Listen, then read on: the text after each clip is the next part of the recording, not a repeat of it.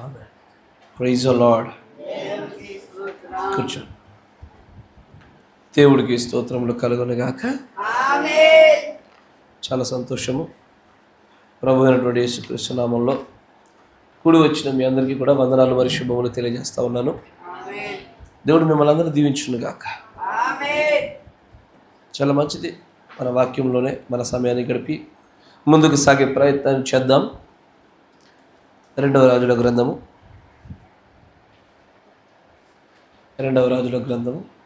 20వ అధ్యాయము 2 Kings 20th chapter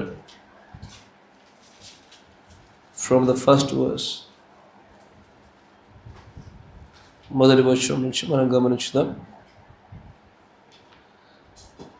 ఆ దినములలో హిజ్కియాకు మరణకరమైన రోగము కలుగగా ఆమోజు కుమారుడును ప్రవక్తయునైన యెషయా అతని యొద్దకు వచ్చి, నీవు మరణమవుచున్నావు, బ్రతుకవు గనుక నీవు నీ ఇల్లు చక్కబెట్టుకొనుమని యెహోవా సెలవిచ్చుచున్నాడని చెప్పగా, అతడు తన ముఖము గోడ తట్టు త్రిప్పుకొని, యెహోవా యథార్థ హృదయుడనై సత్యముతో నీ సన్నిధిని నేనెట్లు నడుచుకుంటునో, నీ దృష్టికి అనుకూలముగా సమస్తమును నేనెట్లు జరిగించుతునో కృపతో జ్ఞాపకము చేసుకొనుమని హిజ్కియా కన్నీళ్లు విడిచుచు యెహోవాను ప్రార్థించెను.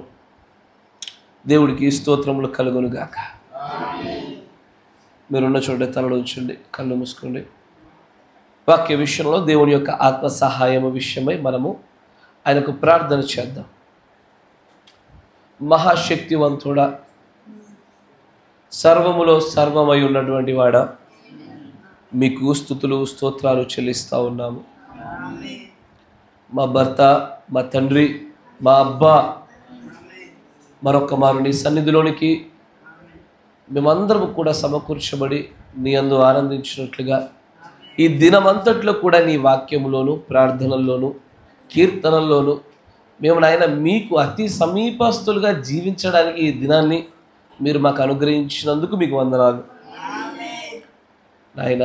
చదవబడిన లేఖనాలను బట్టి మిమ్మల్ని స్తుతిస్తున్నాము. మా దోషములు తీసివేయండి. మనుష్యుని జ్ఞానమును, మనుష్యుని యొక్క గర్వములను, మత్సరమును సమస్తాన్ని ఇక్కడ తీసివేయండి ప్రభు. కేవలం బోధింపదగిన ఆత్మను, గ్రహింపు శక్తిని మీరు మా మధ్యలో అనుగ్రహించమని ప్రార్థిస్తున్నాము.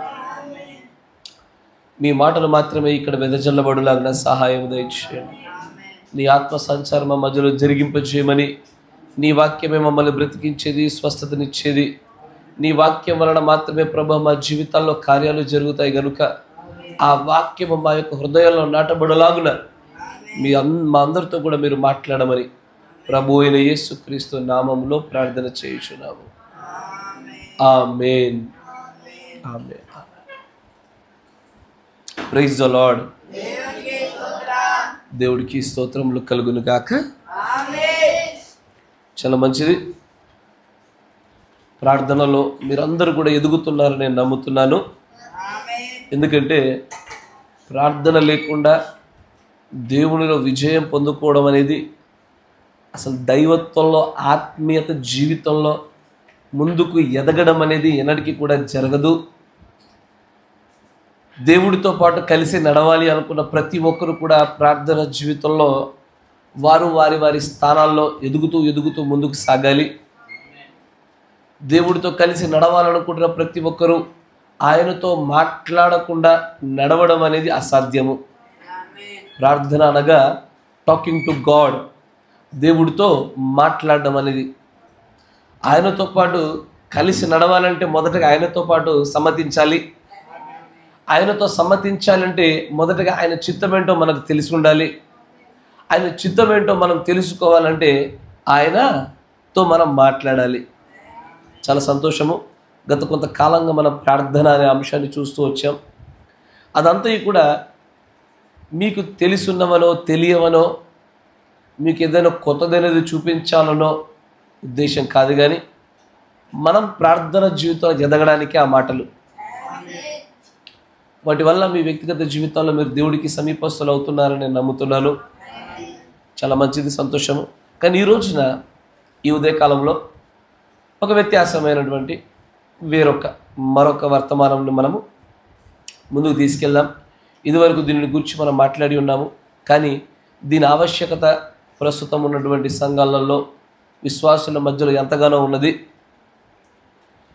ఎందుకంటే దేవుడి యొక్క మాట లేని చోట జనులు కట్టులేక తిరుగుదురు. ఆయన మాటలు కావాలి మనకు. ఏ విషయాల్లో మనం బలహీనంగా ఉంటున్నామో ఆయా విషయాల వైపుగా ఆయన మాటలను మనం పొందుకున్నట్లయితే మనం మార్చుకోవడానికి మనకు మార్గం దొరుకుతుంది. Praise the Lord.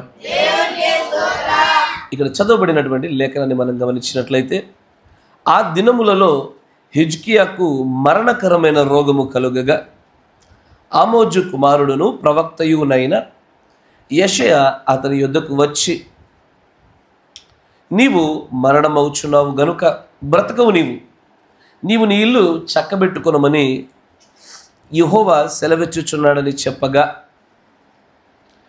ఇక్కడ ఈ సందర్భాన్ని గురించి మనందరికీ పరిచయమే. కానీ ఈ సందర్భంలో ఒక విషయాన్ని మనం గమనించాలి. అక్కడ హిజ్కియా అనేటువంటి రాజు దేవుని యొక్క కనుసైగలో దేవుని యొక్క ఆజ్ఞల చొప్పుగానే నడిచినటువంటి ఒక మంచి రాజు. ఇజ్రాయేలుల పైన మరియు యూదుల పైన పరిపాలన చేసిన రాజుల్లో మంచి పరిపాలన చేస్తూ దేవుని యొక్క ఆజ్ఞలు బట్టి నడిచిన వారు ఉన్నారు. ఆ ఆజ్ఞలను విసర్జించి దేవుడి ఉగ్రతకు పాత్రులైన వారు ఉన్నారు.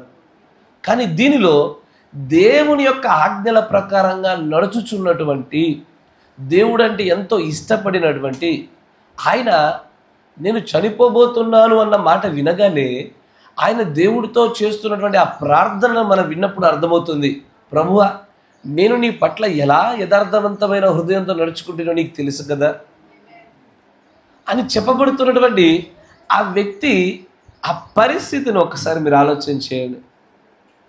ఆ వ్యక్తి దగ్గరికి సాధారణమైన ఒక మానవుడు కాదు వచ్చింది. పోనీ కలలో దర్శనమో వచ్చి ఉంటే కనుక ఇది దేవుడి దగ్గర నుంచి వచ్చిందో లేదా నా సొంత ఊహను బట్టి కలిగిందో అని అనుకునేవాడు. కానీ అతని దగ్గరికి ఆ కాలానికి సంబంధించిన one of the major profit, అతి గొప్ప ప్రవక్త వచ్చి, ఇదిగో యెహోవా ఇలాగ సెలవిచ్చుచున్నాడు, నీవు మరణం కాబోతున్నావు, నువ్వు ఇక బ్రతకవు గనుక. అక్కడ ఒక మాట చెప్పాడు. ఏమన్నాడు ఆయన?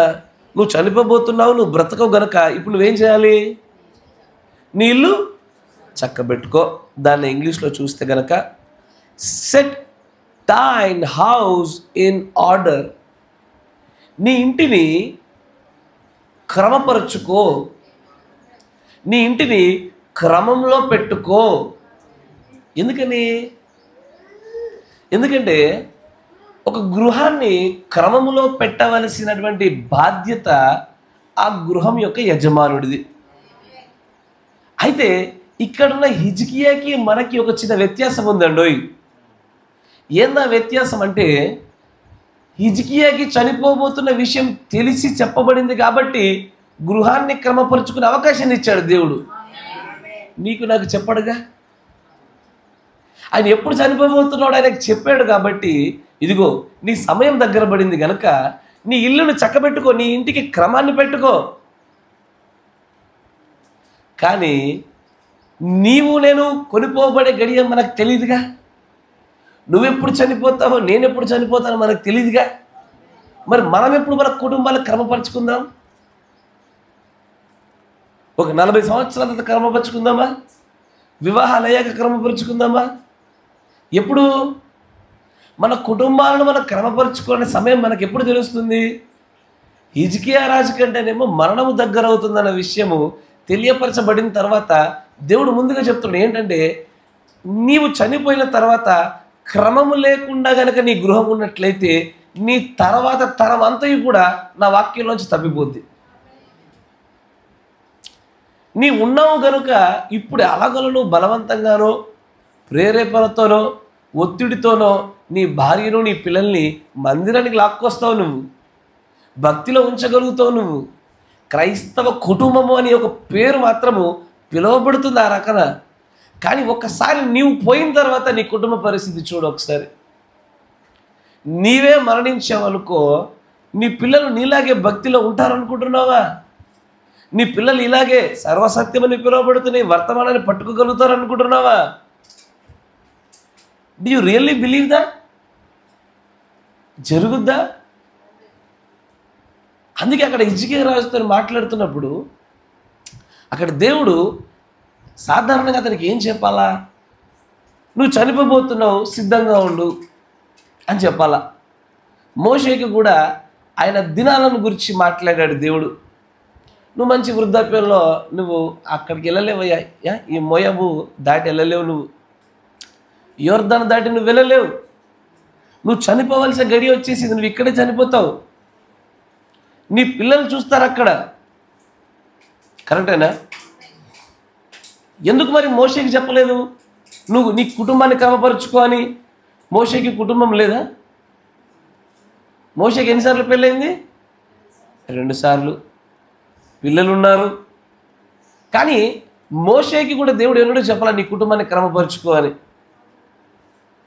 కరెక్టేనా?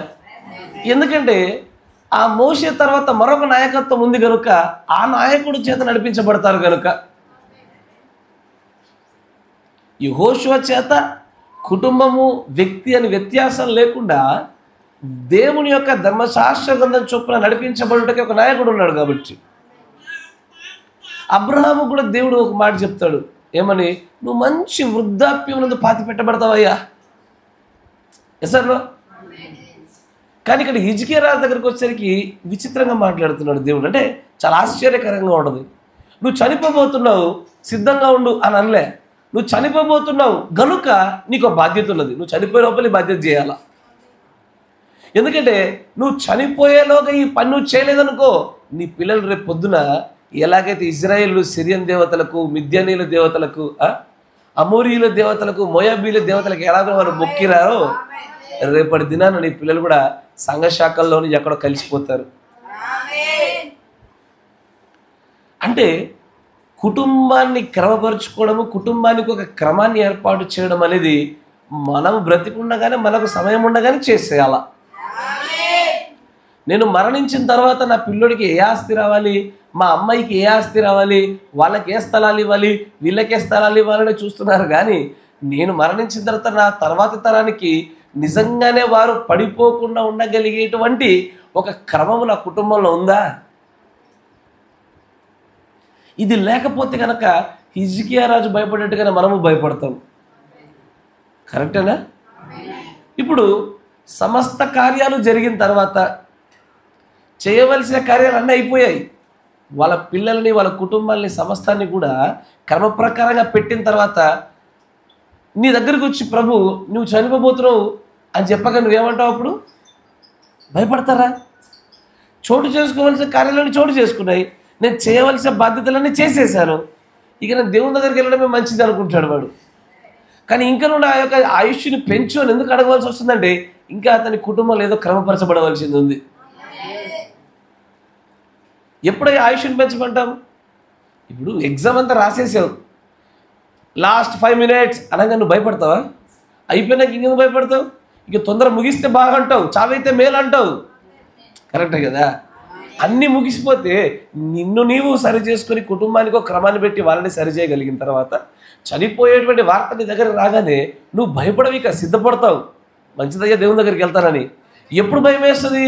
5 నిమిషాలే ఉంది సమయం, ఇంకా ఎగ్జామ్కి చివరిలో అనగా నువ్వు ఇంకా రాయాల్సింది చాలా ఉందనుకో, అప్పుడు భయం కలుగుద్ది నీకు. కరెక్టేనా? హిజ్కియా రాజు దగ్గరకు వచ్చి నువ్వు చనిపోతావా అంటే హిజ్కియా రాజుకు తెలీదా? నరమాత్రుడైన ప్రతి ఒక్కడు ఒక దినాన మరణించాల్సిన విషయం అతను తెలీదా?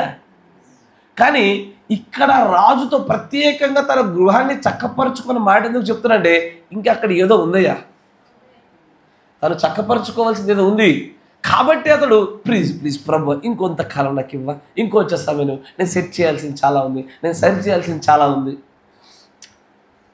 నాకు చాలా సంతోషంగా ఉంటుంది ఒకవేళ అందరికీ కూడా హిజ్కియా లాంటి సందర్భాన్ని, అలాంటి అవకాశాన్ని దేవుడు మనందరికీ ఇచ్చుంటే. కానీ బాధాకరమైన విషయం ఏంటంటే ఈ చావు సంగతి పక్కన పడేయండి, దానికంటే ముందుగానో ఎనకనో ఎప్పుడో ఒకప్పుడు దొంగ వలె వచ్చేటువంటి ఒక రాకడ ఉందండి. ఏ క్షణాన రెప్పపాటులో ఎగిరిపోయేటువంటి ఒక గడి ఉంది. ఆ గడి వచ్చినప్పుడు ప్రభు ఒక్క నిమిషం అంటావా? ఇప్పుడు నీవు చనిపోయేటువంటి వార్త నీకు వినిపింపజేసినా కూడా ఒక్క నిమిషం ప్రభు గడి నాకు సమయం ఇస్తావా ప్రభు అని అడుగుతావా? నువ్వు అడుగుతావేమో, కానీ దేవుడు హిజ్కియాకి ఇచ్చినట్టే నీకు ఇస్తాడా? అలాగే దేవుడు అందరికీ అవకాశాలు ఇచ్చుంటే రోజుకు లక్షల మంది చనిపోతా ఉన్నారు ఈ భూమి మీద. అయ్యా, కానీ నీకు మాట చెప్పాను నేను, హిజ్కియాకు మళ్ళీ మనందరికీ కూడా అనేకమైన అవకాశాలు ఇస్తేనే ఈరోజు ఇలా బతికినా మనం. ఎప్పుడో కొన్ని ప్రమాదాలలో చచ్చిపోవలసిన వాళ్ళము, మనం తీసుకున్నటువంటి అనేకమైనటువంటి దుష్ట నిర్ణయాలలో ఎగిరిపోవలసిన వారము, లోక సంబంధమైన పనుల వల్ల సంపూర్ణంగా ఆత్మీయంగాను భౌతికంగాను ఇప్పటికే ఎప్పుడో మరణించి భూస్థాపితం చేయబడవలసిన వారము. ఇక్కడ చెప్పబడి ఉన్నది కనుక అక్కడ అవకాశం ఇచ్చాడని మనం నమ్ముతున్నాము. మనకు చెప్పకపోవడం వల్ల మనకు ఇవ్వలేదు అనుకుంటున్నాము, కానీ దేవుడు ఇప్పటికే మనకు అనేకమైన అవకాశాలు ఇచ్చాడు. ఎన్నో మార్లు హాస్పిటల్కి వెళ్ళావు, అప్పుడే నువ్వు చచ్చిపోవాల్సింది. ఎన్నో మార్లు అనేకుల దుష్టుల చేతుల్లో పడ్డావు, నువ్వు అప్పుడే చచ్చిపోవాల్సింది. అనేకమైన ప్రమాదాల్లో త్రుటిలో కొద్ది క్షణాల్లో కొద్ది దూరాల్లో ఇంచుల దూరంలో నువ్వు తప్పిపోయినావయ్యా. నువ్వు అప్పుడే గుర్తెరిగి ఉండాల్సింది ఏంటో తెలుసా? నీకు దేవుడు హిజ్కియాకి ఇచ్చినట్టే మరొక అవకాశాన్ని ఇచ్చాడు. Now it is a time for you to set your home in order. నిన్ను నీవు క్రమంలో పెట్టుకోవాలన్నా, నీ గృహాన్ని పెట్టుకోవాలన్నా దేవుడు ఇదివరకే అనేకమైన సార్లు అవకాశాలు ఇస్తూ వచ్చాడు ఆయన. కానీ దాన్ని వినియోగించుకున్నటకు బదులుగా గుర్తెరుగుటలోనే విఫలమైపోయి ఇంకను అదే కేయాస్, అదే రకమైన మెస్, అదే రకమైనటువంటి ఒక గందరగోళ పరిస్థితుల్లో కుటుంబాలను పెట్టుకున్నారు, వ్యక్తిగత భక్తి జీవితాలు పెట్టుకున్నారు. నాకెప్పుడు ఆశ్చర్యం కలుగుతుంది. దేవుడు తన పరిశుద్ధులు చనిపోతున్నప్పుడు అనేక మంది ప్రవక్తలు అవ్వచ్చు, శిష్యులు అవ్వచ్చు, చాలామంది అందరితో కూడా ఆయన వ్యవహరించినప్పుడు కేవలం హిజ్కియా రాజుతో మాత్రమే ఏది నువ్వు చనిపోబోతున్నావు, నీ ఇంటిని చక్కబెట్టుకో అంటున్నాడు ఆయన. నా మాట వినండి. ఇప్పుడు హిజ్కియా చేసిన ప్రార్థన చూద్దాం ఒకసారి, కొంచెం ముందుకు రండి.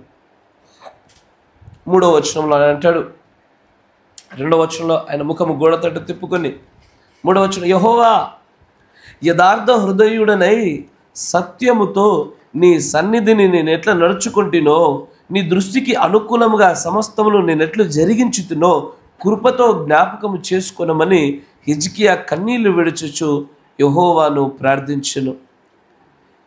యెషయా నడిమిశాలలో నుండి అవతలకు వెళ్ళక మునిపే యెహోవా వాక్కు అతనికి ప్రత్యక్షమై ఇలాగు సెలవిచ్చెను, నీవు తిరిగి నా ప్రజలకు అధిపతి అయిన హిజ్కియా యొద్దకు పోయి అతనితో ఇట్లనము, నీ పితరుడైన దావీదునకు దేవుడకు యెహోవా నీకు సెలవిచ్చినది ఏమనగా, నీవు కన్నీళ్లు విడుచుట చూచితిని, నీ ప్రార్థన నేను అంగీకరించి ఉన్నాను, నేను నిన్ను బాగు చేసేదను, 3వ దినమున నీవు యెహోవా మందిరంలోకి ఎక్కిపోవుదువు. ఇక్కడ హిజ్కియా యొక్క ప్రార్థన అంగీకరించబడడానికి గల కారణం ఏమిటి? దేవుడు హిజ్కియా యొక్క ప్రార్థన అంగీకరించగల కారణం ఏంటయ్యా? ఒకటి, ఆయన ప్రార్థించేటువంటి సమయంలో ఆయన హృదయం యథార్థ హృదయం కలిగిన వాడిగా చేశాడు. కానీ దేవుడు అక్కడ ఒక మాట ప్రస్తావిస్తాడు చూడు, నీవు కన్నీళ్లు విడుచుట చూచి తిని నేను అంగీకరిస్తున్నాను. ఇప్పుడు నా మాట వింటున్నారా? ఇక్కడ ఏ విషయంలోనైతే నువ్వు సరి చేసుకో సరిపెట్టుకొని చెప్పినాడో, దేవుడు చెప్పిన ఆ మాటను విన్నటువంటి ఆ వ్యక్తి ఆయుష్కాలాన్ని పొందుకున్నాడు. ఆయుష్ పొడిగింపు జరగగానే తన కుటుంబాన్ని సరి చేసుకోవడానికి ఇంకను దేవుని యొక్క ప్రజలపైన రాజుగా ఆధిపత్యం చేయడానికి ముందుకు సాగాడు. Praise the lord. ఈరోజు నేను మరలా మీ అందరితో the order of the house, కుటుంబ క్రమమైన వర్తమానం మనం ముందుకు కొనసాగిద్దాం. ఆ కుటుంబ క్రమమైన వర్తమానం యొక్క దాని ప్రాముఖ్యత మీకు తెలియడం కొరకే నేను ఇక్కడ హిజ్కియాలో నుంచి కొన్ని విషయాలు మీకు చూపించాను. అయ్యా, మరణం అనేది ఎప్పుడు వస్తుందో నీకు తెలీదు, నువ్వు ఎప్పుడు మరణిస్తావో కూడా తెలీదు, ఎప్పుడు ఎత్తబాటు రాబోతుందో కూడా నీకు తెలీదు. కాబట్టి ముందుగానే నీవు సరిచేసుకొని క్రమపరచబడవలసిన విషయాలని క్రమపరచు ముందుగానే. మీకు ఇదివరకు ఒక మాట చెప్పాను నేను. నిజంగానే ఒక వ్యక్తి కారు కొన్నప్పుడు ఒక తాళం అతని దగ్గర, ఇంకో తాళము అతను పాస్టర్ దగ్గర ఇచ్చినాడట. ఎందుకని? నేను ఎత్తబడితే కనుక, అంటే అలా ఆయనకు నమ్మకం పాస్టర్ రాడని, నేను ఎత్తబడితే కనుక నా కారు ఎటు పడితే అటు పోద్దేమో, మీరు వాడుకోండి పాస్టర్ గారని ముందుగా కారు విషయంలో క్రమపరుచుకున్నాడు ఆయన. Yes sir no? అంటే దాని అర్థం ఏంటి అంటే, నీ ఉన్నా నువ్వు లేకపోయినా నీ గృహానికి ఒక క్రమం ఉండాలయ్యా. అసలు మన ఇల్లు గృహముగా ఎంచబడాలి అంటే హస్తకృతములైనటువంటి మన ఇల్లులు నిజంగా అది గృహము, దేవుడి యొక్క ఇల్లు అని పిలువబడాలంటే దానికి ఒక క్రమం ఉండాలి అంటాడు ప్రవక్త. ఆమేన్. Praise the Lord. Thirsting for life అనే వర్తమానంలో 3వ పేరాలో అంటాడు. తీయకండి, ఇదివరకు చూసాం దాన్ని. థర్స్టింగ్ ఫర్ లైఫ్, జీవము కోసము దాహము కలిగి ఉండడం అనే వర్తమానంలో 3వ పేరాలో అంటాడు. ఏమని? A house is the order of the house. అంటే ఒక ఇల్లు దానికి ఉండే క్రమాన్ని బట్టే అది ఒక గృహంగా పిలువబడుతుంది. సంఘానికైనా కూడా అదే నియమము. సంఘంలో ఒక క్రమం ఉంటేనే ఆ క్రమాన్ని బట్టే అది దేవుడి యొక్క మందిరము అని పిలువబడుతుంది. ఎలా పడితే అలా వచ్చి ఎలాంటి పడితే అలాంటి కార్యాలు చేస్తే ఇది దేవుడి యొక్క మందిరం అని ఎలాగో పిలువబడదో, నీ ఇంట్లో కూడా అంతే. దేవుడు చెప్పుతున్న ఈ క్రమం లేకపోతే నీది ఇల్లు కాదది. దేవుడి యొక్క గృహము, దేవుడి పిల్లలుండే ఇల్లు కాదది.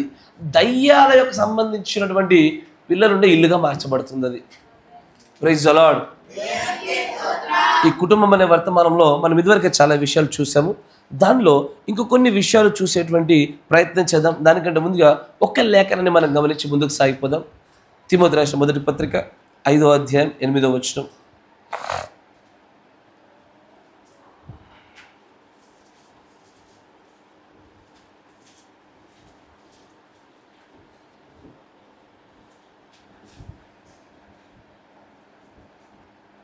చదవండి.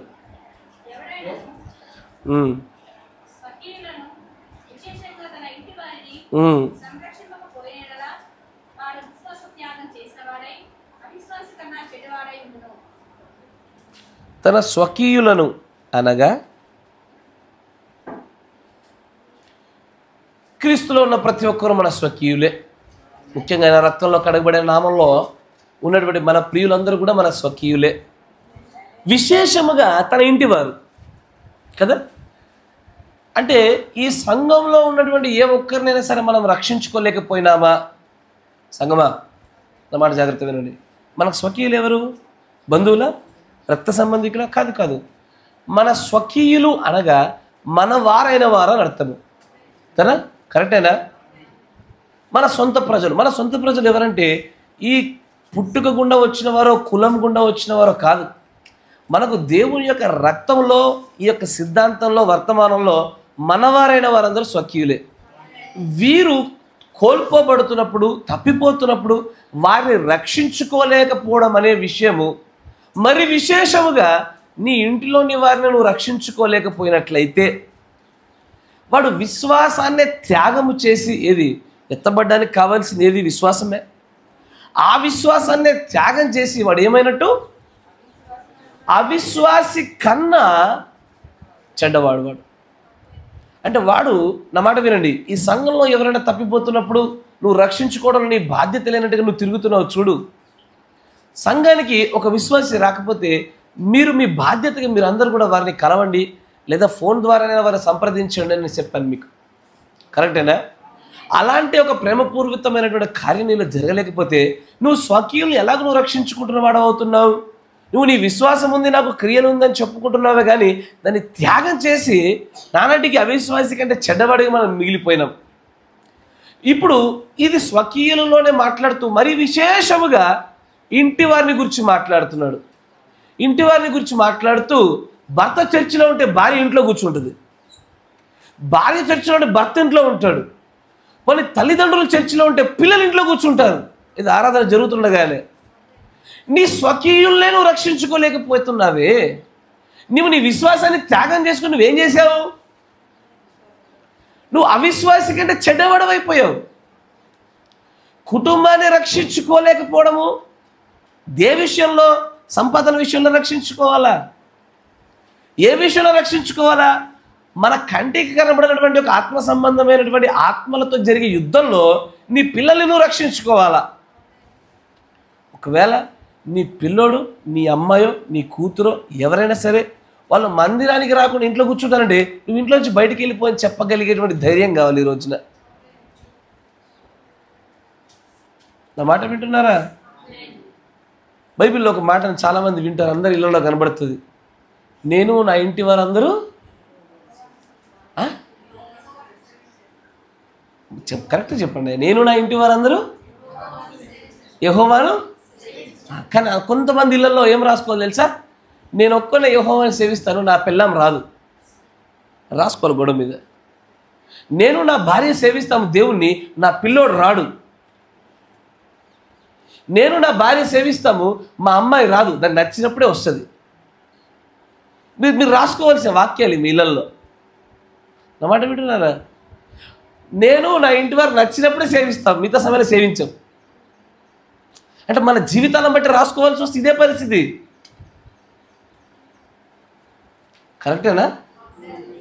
ఏం చెప్పాలి వాళ్ళకి? నువ్వు రక్షించుకోగలిగావా? దేవుడు రక్షించాలన్న విషయం ఏమంటాడు తెలుసా? అగ్నిలో నుంచి లాగి వేసినట్టుగా లాగేయి.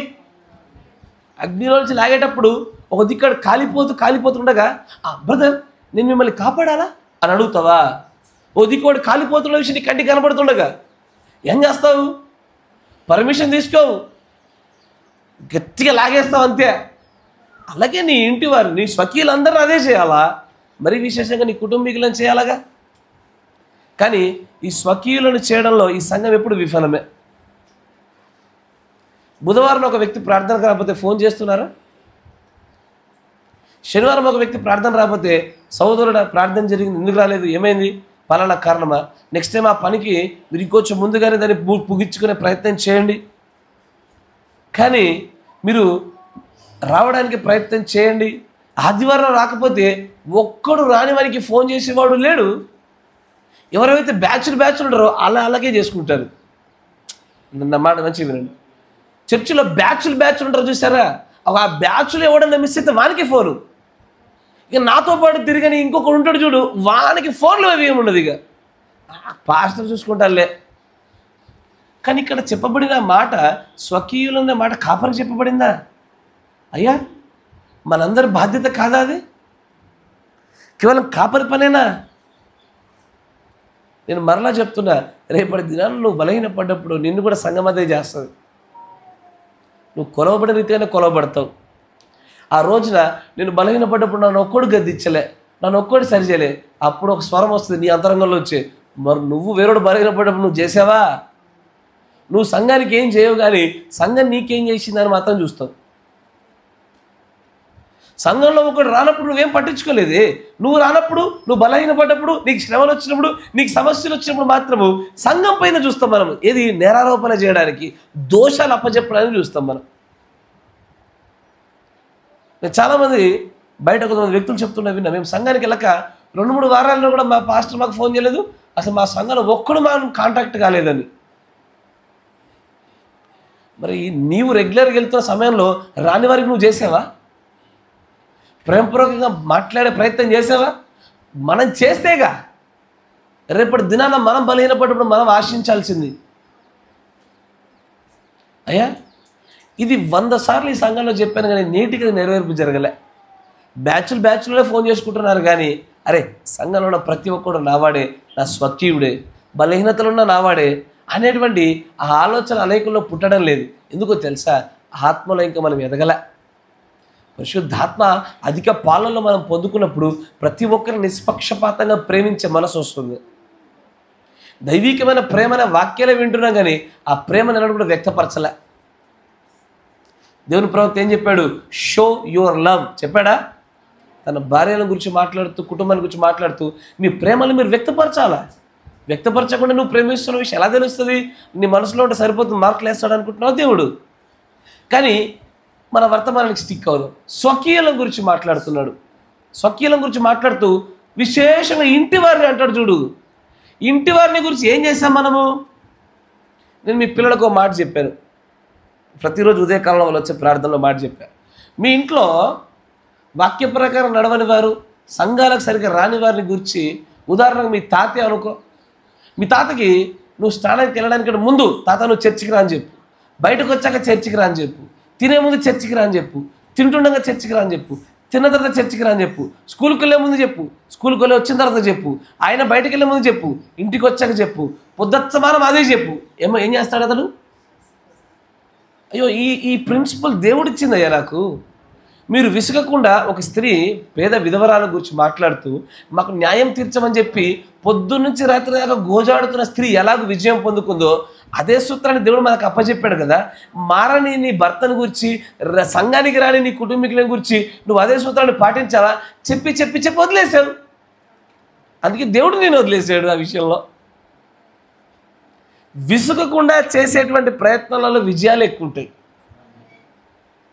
నా మాట వింటున్నారా? విసుగకుండా చేసే ప్రయత్నాలలో ఒకవేళ నీ కుటుంబీకులు వర్తమానంలోనికి రావడము దేవుని యొక్క పరిపూర్ణ చిత్తంలో లేదనుకో, విసిగిచ్చి విసిగిచ్చి విసిగిచ్చి అనుమతించబడిన చిత్తంగా ఉండాలనే సరే వారిని సంఘంలోకి తీసుకురా. అనుమతించబడిన చిత్తాన్ని అడ్డమైన విషయాల్లో వాడుకుంటారు. స్థల పొల చిర చిరాస్తులలో కరెక్టేనా? రక్షణ విషయంలో వాడుకోరు. రక్షణ విషయంలో వాడుకుంటే ఏమవుద్ది? అనుమతించబడిన చిత్తమైనా పర్వాలే, నరకంలో పడ్డం కంటే కనీసము ఆ నిత్యత్వంలో పరిపాలించబడేటువంటి ఒక వ్యక్తిగా ఉన్న చాలు. ఇక్కడ వాడుకోరు. రక్షణలో తప్ప ఈ అనుమతించబడిన చిత్తాన్ని అన్నిట్లలో, పెళ్ళిళ్ళలో వాడుకుంటారు, ఒక ఉద్యోగ విషయాన్ని వాడుకుంటారు, ఏ పని చేయాలో ఎన్నుకోవడంలో వాడుకుంటారు, అన్నిట్లో అనుమతించబడిన చిత్తాన్ని ఎలాగోలా పట్టుకుంటారు. రక్షణ దగ్గరకు వచ్చేసరికి మాత్రము పరిపూర్ణ చిత్తం దగ్గర చేతులు ఎత్తేస్తారు. దేవుడి చిత్తంలో లేడు, అందుకే రావట్లేదు ఆయన. కరెక్టేనా? వాస్తవమేనా? రక్షణ దగ్గరకు వచ్చేసరికి మాత్రము పరిపూర్ణ చిత్తం మీద చేతులు ఎత్తేసి వదిలేసుకొని దులుపుకుంటారు. దేవుడి చిత్తం ఉంటే వస్తారు, లేకపోతే లేదు. మరి అదే ఉద్యోగ విషయానికి, సంపాదన విషయానికి, భవిష్యత్తు తీసుకొని నిర్ణయాల విషయానికి వచ్చేసరికి మాత్రము పరిపూర్ణ చిత్తం కోసం నిజంగానే శ్రద్ధ కలిగి దేవుడి యొక్క స్వరాన్ని వినడం కోసం ఎదురు చూసేవాడు లేడు. ఎట్టగట్ట మొత్తానికి అనుమతించబడిన చిత్తమైన పనులను దుంకి ఏదో ఒక సమస్యలు కొని తెచ్చుకోవడానికైనా సిద్ధమే. కానీ రక్షణ విషయంలో నీ కుటుంబీకుల్ని మరీ విశేషంగా నీ ఇంటి వారిని తెచ్చుకొని కొంచెం కష్టపడదామన్నా పర్వాలేదు అనుకునే ఆలోచన ఎవరిది లేదు. నేడు క్రైస్తవుల్లో ఉన్నటువంటి సమస్య ఇది. అనుకూలతను బట్టే భక్తి చేస్తున్నారు. ఎక్కడ అనుకూలంగా ఉంటుందో జీవితంలో అక్కడే భక్తి కనపరచబడతా ఉంది. నా మాటలు మీకు గాయాన్ని కలగజేయొచ్చు. ఇది గాయం కలగజేయకపోతే నీ కుటుంబాన్ని ఎప్పటికీ మార్చుకోలేవు. రేపటి దినాన నీ కూతురో నీ కొడుకో ఈ వర్తమానాన్ని దాటి వాడు శాపగ్రస్తుడు, ఆమె శాపగ్రస్తురాలని నీ కళ్ళతో నువ్వు చూస్తావు ఒక రోజున. ఇప్పుడు కనుక నీ ఇంటి నువ్వు సరి చేసుకోకపోతే, హిజ్కియాకు చెప్పినట్టుగా నేను నీకు చెప్తున్నా అదే మాట, దేవుని మాట. It is a time for you to set the order for your house. నీ కుటుంబానికి నువ్వు క్రమాన్ని పెట్టి గడియలు వచ్చేసాయి. క్రమాన్ని పెట్టు, దానికి ఒక క్రమం ఉండాలా. నీ ఉన్నా నువ్వు లేకపోయినా సరే నీ కుటుంబం అంతా కూడా దేవుళ్ళు నిలబడినటువంటి క్రమం ఏర్పడాలి అక్కడ. నా మాట వింటున్నారా? Praise the Lord. నేనైతే పెళ్ళైన ఒక 1 month నుంచి మా ఆవిడకి మొదలు పెట్టేశా. ఏమని? ఇగో నా పాస్వర్డ్స్ అన్ని నోట్స్లో ఉంటాయి. నా మాట వింటున్నారా? నేను ఒకవేళ పుస్తకం కనుక నేను పోయినా అనుకో, ఇది ఇక్కడ ఇలా ఉంటాయి, ఇక్కడ డబ్బు ఉంటుంది, అక్కడక్కడ అది ఉంటుంది అని చెప్పేసా. ఇవన్నీ ఎందుకు చెప్తున్నాడు? ఏం మాట్లాడితే చచ్చిపోతా, మాట్లాడితే చనిపోతా. నువ్వు మాట్లాడితే చనిపోవడం కాదు, దేవుడి యొక్క ప్రణాళిక చిత్తంలో మరణం అనేటువంటిది కనుక ఏ గడియలో ఏ క్షణంలో వస్తుందో తెలియదు. కాబట్టి అన్నిటికీ సిద్ధంగా ఉండాలి. శాశ్వతం అనుకుంటున్నారు చూడండి కొంతమంది జీవితాలు. మూర్ఖత. మన జీవితాలు శాశ్వతం కాదయ్యా. నీటి బుడగ అన్నారు. నీటి బుడగ ఎప్పుడు పగిలిపోతుందో తెలియదుగా. అలాంటప్పుడు అన్నిటికీ సిద్ధంగానే ఉండాలా. అన్నిటికీ సిద్ధంగా ఉండాలన్నప్పుడు దేనికి మనం భయపడాల్సింది? నా భార్య ఏమంటుందా, నా భర్త ఏమంటాడా, నా కొడుకు ఏమంటాడా, నా కూతురు ఏమంటుందా, నా మనమడు ఏమంటాడా, నా మనమరాలు ఏమంటుందా? ఈ భయాలలో కుటుంబాలకు క్రమాలు పెట్టలేకుండా చతికిలబడిపోయిన జీవితాలు మనవి. నిజంగానే చతికిలబడిపోయిన జీవితాలు. మన పిల్లలు ఈ రోజున మన మాట వినేటట్టుగా లేరు. ఇదివరకు చెప్పాను, ఇదిగో ఇప్పుడు ఇక్కడ కనబడుతున్న ఈ తరాన్ని ఏదైనా చేయగలుగుతున్నాం. కానీ ఇదివరకు ఒక తరం దాటిపోయింది. అంటే యవ్వన వయసులోకి వచ్చిన తరం ఉంది. ఇప్పుడు వాళ్ళు ఎవరు చెప్పిన వినే పరిస్థితులు ఎవరు లేరు. వ్యక్తిగత నిర్ణయాలు తీసుకునే స్థాయికి వచ్చేసారు వాళ్ళు. ఎందుకు? దానికి దేని మీద కారణం చెప్తాం మనము అంటే, బ్రదర్ ఒకప్పుడు ఇలాంటి కాపరి మాకు స్థానికంగా లేడు, మాకు స్థానికంగా సంఘం లేదు, స్థానికంగా మాకు ఇవన్నీ ఉంటే బహుశా మా పిల్లలు కూడా చక్కగా పెరిగి ఉండేవారు అని అనిపిస్తుంది. అందరికీ అనిపించడంలో తప్పులేదుగా, ఖచ్చితంగా అందరికీ అనిపిస్తుంది. కానీ దాని గురించి ప్రవక్త ఒక మాట చెప్తాడు చూడండి. చర్చ్ ఆర్డర్ అనే వర్తమానంలో 63-1226 జాగ్రత్తగా గమనించండి. నేను ఉపోద్ఘాత రీతిలోనే ముందుకెళ్తాను. ఈ విషయాలు రియాలిటీలో చెక్ చేయించుకుంటూ మనల్ని మనం గ్రహిస్తూనే ముందుకెళ్ళాలా. 63-1226 చర్చ్ ఆర్డర్ సంఘక్రమైన వర్తమానంలో 84 పేరా.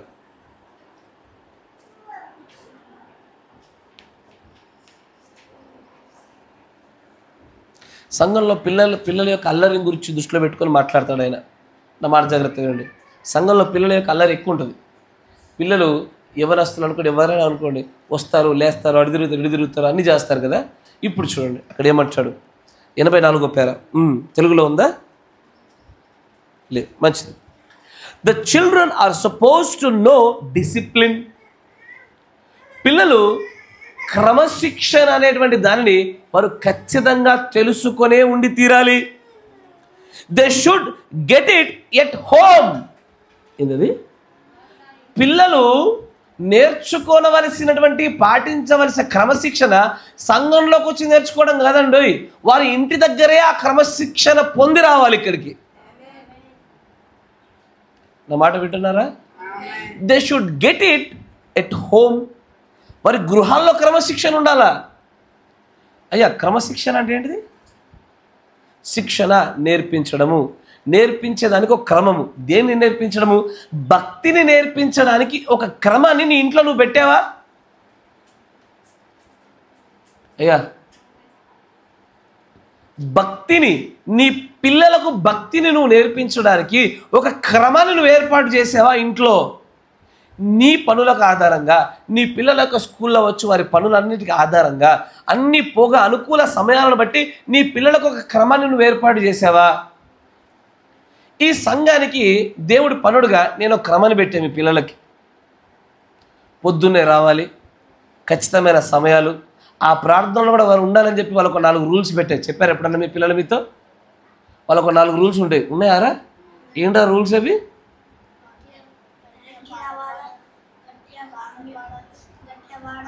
చెప్పిందే చెప్తావేరా 3 సార్లు? అంటే వాళ్ళకు సమయాలలో క్రమాన్ని పెట్టా, ప్రార్థనలో కొన్ని క్రమాలు పెట్టా, ఆ తర్వాత కూడా వారు ఎలా నడుచుకోవాలో అన్నిటికీ క్రమం ఉన్నది వాళ్ళకి. అంటే సంఘానికి సంబంధించినటువంటి దేవుడి పనివాడిగా నేను వారు భక్తులు ఎదగాలనే కోరికతో ఒక క్రమాన్ని పెట్టా. నేను మిమ్మల్ని అడిగే ప్రశ్న ఏంటంటే, పిల్లలు నేర్చుకోవాల్సిన క్రమశిక్షణ వారు గృహాల దగ్గర నేర్చుకోవాలి కదా. మీ గృహంలో క్రమం ఉన్నదా? వారు భక్తి నేర్చుకోవడానికి వారు ఏ సమయానికి లేవాలి, ఏ సమయానికి పడుకోవాలి, లేచిన వెంటనే ఎలా చేయాలి, వాళ్ళ యొక్క కాలకృత్యాలకు కానీ వారి ఆహార భోజన విషయాలకు కానీ ఏ సమయంలో బైబిల్ చదవాలా, ఎప్పుడు చదవాలా, ఎంతవరకు ముగించాలా, దేనికన్నా క్రమం ఉందా మీ ఇంట్లో? ఇంకొంచెం ముందుకు రండి, మీకు అర్థమవుతుంది. But even if it's mine, my kids get in here at any time, they get disorderly. నా పిల్లలైనా సరే ఇక్కడికి గనక ఏమన్నాడు చూడండి, మళ్ళీ చూడండి. తెలుగులో ఉందా సిస్టర్? అది సరే చదవండి, గట్టిగా చదవండి. అమ్మాయికి వెనక పంపించండి. ఇది వైర్లెస్ లే.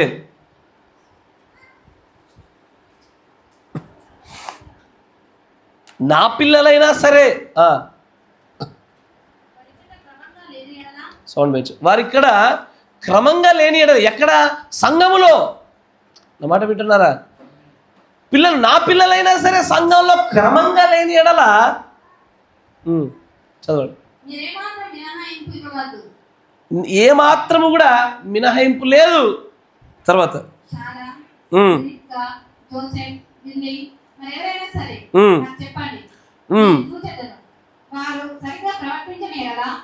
మంచిగా ప్రవర్తించడం నేర్చుకునే వరకు సంఘమునకు దూరంగా ఉండవలెను. ఇది పందెపు స్థలం కాదు. ఇది పందెపు స్థలం కాదు. This is not an arena. అంటే ఇక్కడికి వచ్చి పిల్లలు అటు గెంతులేసి ఇటు గెంతులేసి నేను అప్పుడప్పుడు చూస్తాను చర్చిలో 7 సంవత్సరాల కంటే కొంచెం కింద ఉన్న పిల్లల్ని కొంచెం నియంత్రించడం కష్టమే. ఎందుకంటే వాళ్ళ దగ్గర ఉన్న ప్రధానమైన ఆయుధం ఏడుపు. ఏమన్నా అన్నామా గొంతు పైకెట్టి ఏడుస్తారు వాళ్ళని కొంచెం నియంత్రించడం కష్టమే. అలాంటి వాళ్ళు ఏం చేయాలా? వాళ్ళు ఏడుస్తున్నారని తెలియగానే వెంటనే బయటకు తీసుకెళ్ళి కూర్చోబెట్టాలా.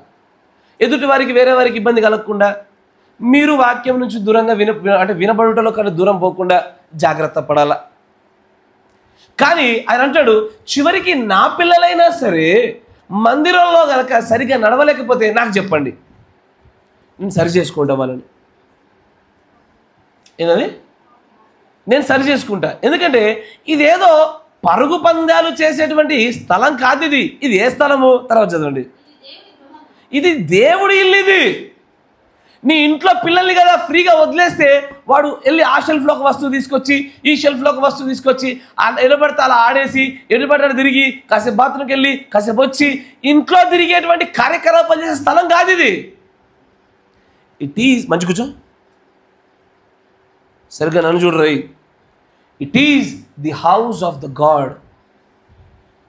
దేవుడి యొక్క ఇల్లు ఇది. నీ ఇంట్లో నడిచేట నడవకూడదు ఇక్కడ నీ పిల్లలు. చెప్తే మాట వినగలిగే వయసు ఒకసారి రాగానే చిన్నపిల్లలు గద్దిస్తే లోబడే వయసు వస్తుంది చూసారా, వెంటనే వాళ్ళ క్రమాలు నేర్పించాల. కానీ ఏం జరుగుతుందంటే మన పిల్లలకి క్రమాన్ని నేర్పించడంలో ఇంట్లో ఫెయిల్ అయ్యాము, ఇక్కడ ఫెయిల్ అవుతున్నారు. ఇంట్లో విఫలం అవుతున్నాము, ఇక్కడ విఫలం అవుతున్నారు. దేనికని? రేపటి మీ తర్వాతి తరాలని మీరు సరిగ్గా భక్తిలో పెంచడానికి మీరు ఇష్టపడతలేరా? మరి సరిగ్గా ఉండాలని మీరు ఆశపడుతున్నారుగా. పాస్టర్ పిల్లోడా లేకపోతే విశ్వాసి పిల్లోడా అదేముండదు ఇక్కడ. ఒక్కసారి ఈ ఒక డోర్ దాటి లోపలికి వచ్చారా, ఇక్కడ కేవలము ఇది దేవుడిల్లు, ఇక్కడ పాస్టర్, ఇక్కడ విశ్వాసి, అంతే వ్యత్యాసం. ఇక్కడ స్త్రీ పురుషుల వ్యత్యాసం లేదు, పాస్టర్ పిల్లోడు లేదా విశ్వాసి పిల్లోడు అనే వ్యత్యాసం లేదు, ఏ వ్యత్యాసం లేదు. ఇక్కడ కేవలం విశ్వాసే. అంతేనా? Praise the Lord. ఇంకొంచెం ముందుకు రండి. ఇది దేవుడి గృహము. This is the house of God. This is not a place to play. ఇది ఆటలు ఆడుకునే స్థలం కాదండి. కరెక్టేనా? కానీ ఈ స్థలంలో ఏం చేస్తారు తెలుసా? బిస్కెట్లు పిల్లల్ని ఏడు పాపడం కొరకు అడిగి బిస్కెట్లు చాక్లెట్లు ఇవి ఇవ్వడం మొదలు పెడతారు. వాడు దాన్ని ఎప్పుడు ఆపుతాడు? అది ఎప్పటికీ ఆపడదని మనం వాడిని దాంతో పోషించి వాడికి మెల్లమెల్ల ట్రైనింగ్ ఇస్తాం. దేంతో? చర్చికి వస్తే బిస్కెట్లు ఇస్తారని మనమే ట్రైనింగ్ ఇచ్చాం. వాడు ఏడిస్తే తీసుకెళ్ళి బయట కూర్చోబెట్టాలా. అంతేనా? మనకంటూ పిల్లల కోసం ప్రత్యేకమైన ఒక గది వచ్చే వరకు ఇదే పని. ఇది ఆడుకునే స్థలం కాదు. తర్వాత అంటాడు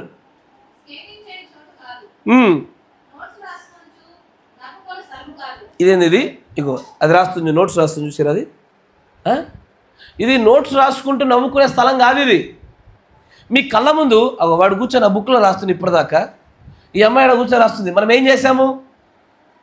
సరిచేయం. మనము ఏదైనా కాపరేజ్ చేయాలని కోరుకుంటాం. మనం ఏదది అంత కాపరి కప్ప చెప్పేసిన ఆయన చూసుకుంటాలే అనుకుంటాం మనం. కరెక్టేనా? మన ఆలోచన విధానాలు అలాగే ఉంటాయి. మనం సరిచేయము. ఇప్పుడు సరిచేయండి వాడు రేపు పొద్దున పెరిగాక వాడు ఎలా సరిచేయబడతాడయ్యా? వాడు ఎలా లోపడి జీవిస్తాడు? నేను మళ్ళీ చెప్తున్నా, అయ్యా మీ ఇంట్లో ముఖ్యంగా స్త్రీలు, మీరు మీ భర్త రాగానే మీ పిల్లలు వాళ్ళు చైర్లో కూర్చుని లేచి నిలబడి చైర్ ఇవ్వగలగాల. అలాంటి ఒక గౌరవప్రదమైన పరిస్థితి మీ పిల్లల్ని మీరు పెంచగలగాల. మీ పిల్లల్ని ఎవరైనా సరే ఒకప్పటి పాత పద్ధతులే కావాలి. గోర్నమ్మని ఆపిరా ఫస్ట్ నువ్వు రెట్టిఫెల్లో. ఈ కాల ప్రవక్త అంటాడు, we need that old fashion worship, we need that old fashion nurture. ఆ పాతకాల పద్ధతి పెంపకాలే భక్తి విధానాలే కావాలంటాడు ఆయన. ఇప్పుడు లేదు, అలా మారిపోయింది. తర్వాత అంటే ఇంకొచ్చి ముందరండి, దేవుడి మందిరము భక్తిగా దీన్ని కొనసాగించాలి. ఇక్కడికి వచ్చేది ఎందుకని? రైటింగ్ నోట్స్ కదా. ఆ మాట విన్నారా? ఇంగ్లీష్లో అదే ఉంటుంది, రైటింగ్ నోట్స్. ఇక్కడికి వచ్చి ఆరాధించడం ఆయన అంటూ ఉంటే పెన్ను పట్టుకొని పేపర్లు నింపి నింపి నింపి నింపి పెడతారు. ఒక్క గ్లోరీ రాదు, ఒక్క ఆమెనాలు చెప్పలేరు, దేవుడికి స్తోత్రాలు చెప్పలేరు. ఇక్కడికి వచ్చింది దేని కొరకు? అచ్చంగా ఒక క్లాస్ లాగా ఒకటి విని నోట్స్లు రాసుకొని పేజీలని వెళ్ళిపోవడానికి. నా మాట వింటున్నారా? ఆయన ఏమంటాడు? This is not the place to play, this is not the place to skate, this is not the place to write the notes, this is not the place to laugh. నవ్వులు ఆడుకోవడానికి ఇది స్థలం కాదు, ఆటలు ఆడుకోవడానికి స్థలం కాదు, నోట్స్ నింపుకోవడానికి ఇది స్థలం కాదు. నేను ఇదివరకు కూడా మీకు అదే చెప్పా. ఏమని? యూట్యూబ్ ఒకటి మనకు అందుబాటులో ఉంది, ఇంటికి వెళ్ళాక మళ్ళీ విని అప్పుడు నోట్స్ రాసుకోండి అని చెప్పా. మొదటి ఇక్కడికి వచ్చినప్పుడు దీన్ని ఆరాధించండి. ఫస్ట్ దేవుళ్ళు ఆనందించండి. మొట్టమొదటిగా ఆయన సన్నిధిలో ఆనందాలు వ్యక్తపరచాల్సింది పోయి, ఆనందించాల్సింది పోయి నోట్స్ రాసుకోవడానికి వచ్చాం మనం ఇక్కడికి. ఎందుకు బాగుపడతాము? ఎందుకు దేవుని శక్తి మనకు వస్తుంది? ఇక అందుకే సంఘక్రమణ వర్తమానాన్ని చదవండి అయ్యా, వినండి అయ్యా, వినండి అయ్యా అని చెప్తున్నా కూడా సంఘానికి వచ్చి శక్తిని పొందుకోలేకపోవడం గల కారణము క్రమాన్ని మనం పాటించలేకపోవడమే. This is not the place to write notes. ఇక్కడ నువ్వు నోట్స్ రాసుకునేది ఎక్కడ రాసుకోవాలా? నీకు అవకాశం ఉందిగా, నీకు టేపులు అవుతున్నాయిగా, రికార్డింగ్లు అవుతున్నాయిగా, ఇంటికి వెళ్ళాక రికార్డు పెట్టుకుని అక్కడ విని రాసుకోవచ్చుగా. లేదు, మొట్టమొదటిగా దేవుడి వాక్యములను ఆనందించడం నేర్చుకోకపోవడం వల్లే కీర్తనలో ఒక మాట ఉంటుంది, ఎందరైతే దేవుని ఆనందిస్తారో వారందరూ దేవుని చేత ఆశీర్వదించబడతారని ఉంటుంది. మీకు గుర్తుందా? సుధా సిస్టర్ వాళ్ళ హోటల్ దగ్గర చెప్పే విషయం నేను మీకు యెహోవా ఆశీర్వాదం వర్తమానం చెప్పా. ఎందరైతే దేవుని నామాన్ని బట్టి ఆనందించి హర్షిస్తారో వారందరూ దేవుని వల్ల మేలు పొందుతారు. ఇక్కడ మనం ఆనందించడానికి హర్షించడానికి వచ్చినట్టుగా లేదు. ఈసారి ఏం కొత్త తీసుకొస్తాడా, ఏది నింపి రాసుకుందామా, ఈ పేపర్లు నింపడంలోనే బిజీ అయ్యారు. కానీ ఒక్కరు దేవుడి కొరకు స్తుతులు స్తోత్రాలు చెప్పడానికి, ఆమేన్ గ్లోరీలు తెలియజేయడానికి ఎవరు మనం వచ్చి ఉండలే. ఇది మన ప్రస్తుత పరిస్థితి. నేటికి మీరు మీ జీవితంలో శక్తిని పొందుకోవడం గల కారణం ఏంటంటే it is a place of worship, but we are not worshipping కదా. ఆరాధనా స్థలానికి వచ్చి ఆరాధించట్లే, స్తుతులు స్తోత్రాలు చెప్పవలసినటువంటి స్థలంలోకి వచ్చి స్తుతులు స్తోత్రాలు చెప్పడంలే. ఏం చేస్తున్నాము? పాస్టర్ చెప్పింది ఎలా ఉందో, ఏం చెప్పాడో చూస్తున్నాము, రాసుకుంటున్నాము, అయిపోయిందా నిమ్మకుండా నిరెత్తకుండా వెళ్ళిపోతున్నారే. కానీ ఆరాధించడంలో ఆనందాన్ని ఎవరు పొందుకోవడంలే అసలు. అంతేనా? సన్నిధిలో ఆనందం అని పాటలు పాడతారు కానీ నిజంగా సన్నిధికి వచ్చి ఆనందపడిన వాడు లేడు. పేజీలు నింపుకోవడమే మన పనిగా ఉంది. నా మాట వింటున్నారా? ఏది చేసినా, వాళ్ళు తప్పు చేసినా, అది గీసినా, అది చేసినా, ఏది చేసినా మనమేం చేయొద్దు, కాపరే చూసుకోవాలంతా. అయ్యా నా మాట వినండి. ఇక్కడికి వచ్చిన తర్వాత పిల్లల యొక్క ఉదయకాల కూటములు ప్రారంభించిన తర్వాత మ్యాక్సిమం అందరూ కూడా చర్చి మీద వదిలేసారు పిల్లల యొక్క క్రమశిక్షణ అంతా కూడా. మెజారిటీ వాస్తవమేనా? Yes or no? కరెక్టేనా? మీలాంటి వాళ్ళ కొరకే దేవుడి యొక్క ప్రవక్త మాట చెప్పాడు, చూపిస్తాడు చూడండి. The mark of the beast దీంట్లో చెప్పాడు చూసారు. అంశం పేరు అది భలే అద్భుతంగా ఉంది. సైలెంట్లో పెట్టుకోండి. ఇది రెండవ మారు వస్తుంది చూసుకోండి. మార్క్ ఆఫ్ ద బీస్ట్ అంటే మృగం యొక్క ముద్ర అనే వర్తమానం 56-0715.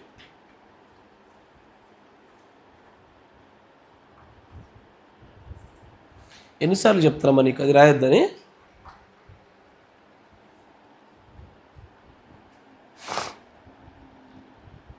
(56-0715) the mark of the beast మృగం యొక్క ముద్ర అనే వర్తమానంలో 82వ పేర చూడండి.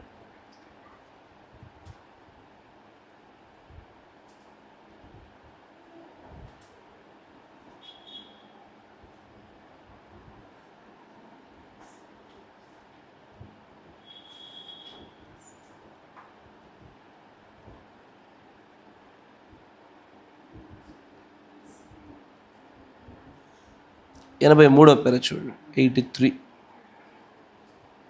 ఓ my what a horrible time we are living. ఎంత భయంకరమైన పరిస్థితుల్లో మనం నివసిస్తున్నామో ఒకసారి చూడండి. Look around and see sin. ఒకసారి మీ చుట్టూ చూసి ఎంత ఘోరంగా పాపము ప్రబలిపోయి ఉన్నదో ఒకసారి గమనించండి. Look at it. దాని వైపు చూడండి. Oh yes, you couldn't go to prayer meetings. నీవు ప్రార్థన కూటంలోకి వెళ్ళలేవు. It's just too hot, it's just too cold. Well, ప్రార్థన కూడా ఎందుకు వెళ్ళలేవు? అక్కడ చాలా వేడిగా ఉంటుంది, చాలా చల్లగా ఉంటుంది. After all the preacher preachers two long కదా. ప్రార్థన కూడా రాకపోవడం గల కారణాలు ఏంది? పాస్టర్ ఎక్కువసేపు చెప్తాడని, వాతావరణం చల్లగా ఉందని, వాతావరణం వేడిగా ఉందని, కాళ్ళు నొప్పి వస్తుందని, తలనొప్పి వస్తుందని, వర్షం పడుతుందని, నడుము నొప్పి వస్తుందని, పోయి ఇంత నొప్పి వస్తుంది, ఇంత ఇబ్బంది కలిగింది చెప్పి ఇంట్లో పండుకొని ఏం చేస్తాం మనము? ఖాళీ కూర్చుండే. అదేదో పడుకునేదేదో తెలుసా మీకు? ఆన్లైన్లో చూడండి, బ్రహ్మ్ హీలింగ్ రివైవల్ మీటింగ్స్ అని పెడుతుంటే అందరు సీట్లలో కూర్చుంటారు. పేషెంట్లు అందరి ముంగట మంచాలేసి మంచాల ముందు పడుకోబెట్టిరు అందరినీ. పడుకొని వర్తమానం వింటారా? ఏంటది? పడుకొని వాక్యం వింటారా? ఆరోగ్యం బాగాలేకపోతే పడుకొని కాకపోతే దొర్లిను ఈను మొత్తానికి, అంతేనా? నీకు కూర్చోవడం కుదరకపోతే పడుకొని మొత్తానికి విను. నీ ఆరోగ్య పరిస్థితి లేదు బ్రదర్, నాకు ఇదంతా తొడంతా నొప్పి, నాకు కాళ్ళ నొప్పి, నాకు నడుము నొప్పి, నేను ఎక్కువసేపు కూర్చోలేను. అందుకే నువ్వు ఎక్కువసేపు కూర్చోలేకుండా ఉండే పరిస్థితి నీ జీవితానికి కొనసాగుతుంది. నా మాట విన్నారా?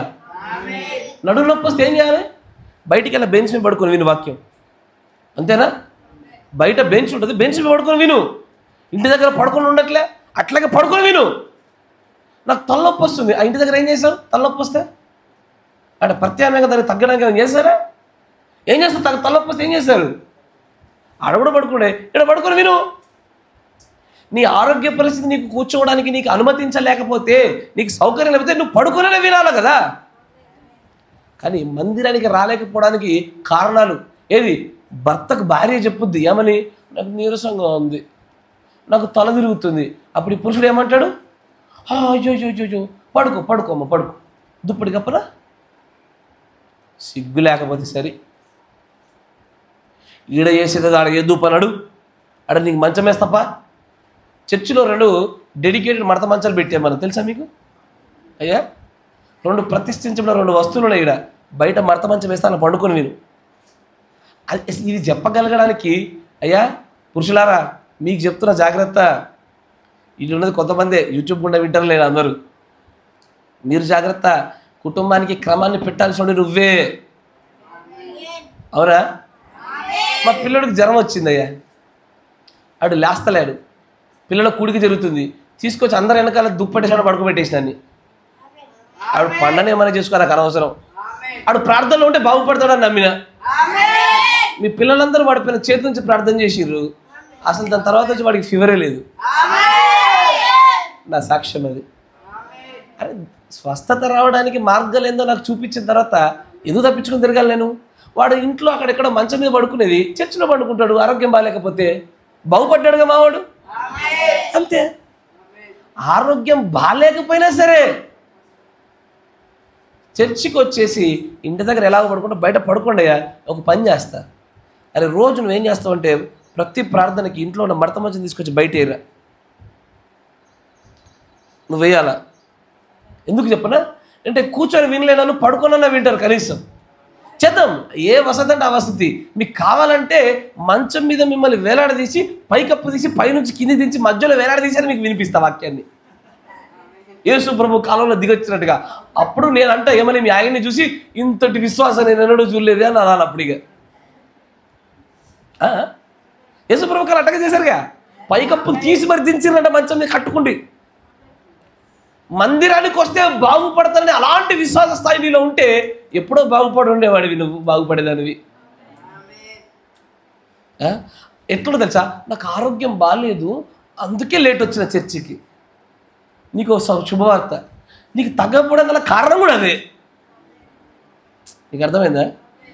ఏదైతే బాగాలేదని చెప్పి దేవుడి యొక్క క్రమాన్ని సైతం నువ్వు తృణీకరించి ముందుకు వచ్చావో దానివల్ల ఇంకా బాధించబడతావు. కొద్ది దినాలు వెయిట్ చేయాల.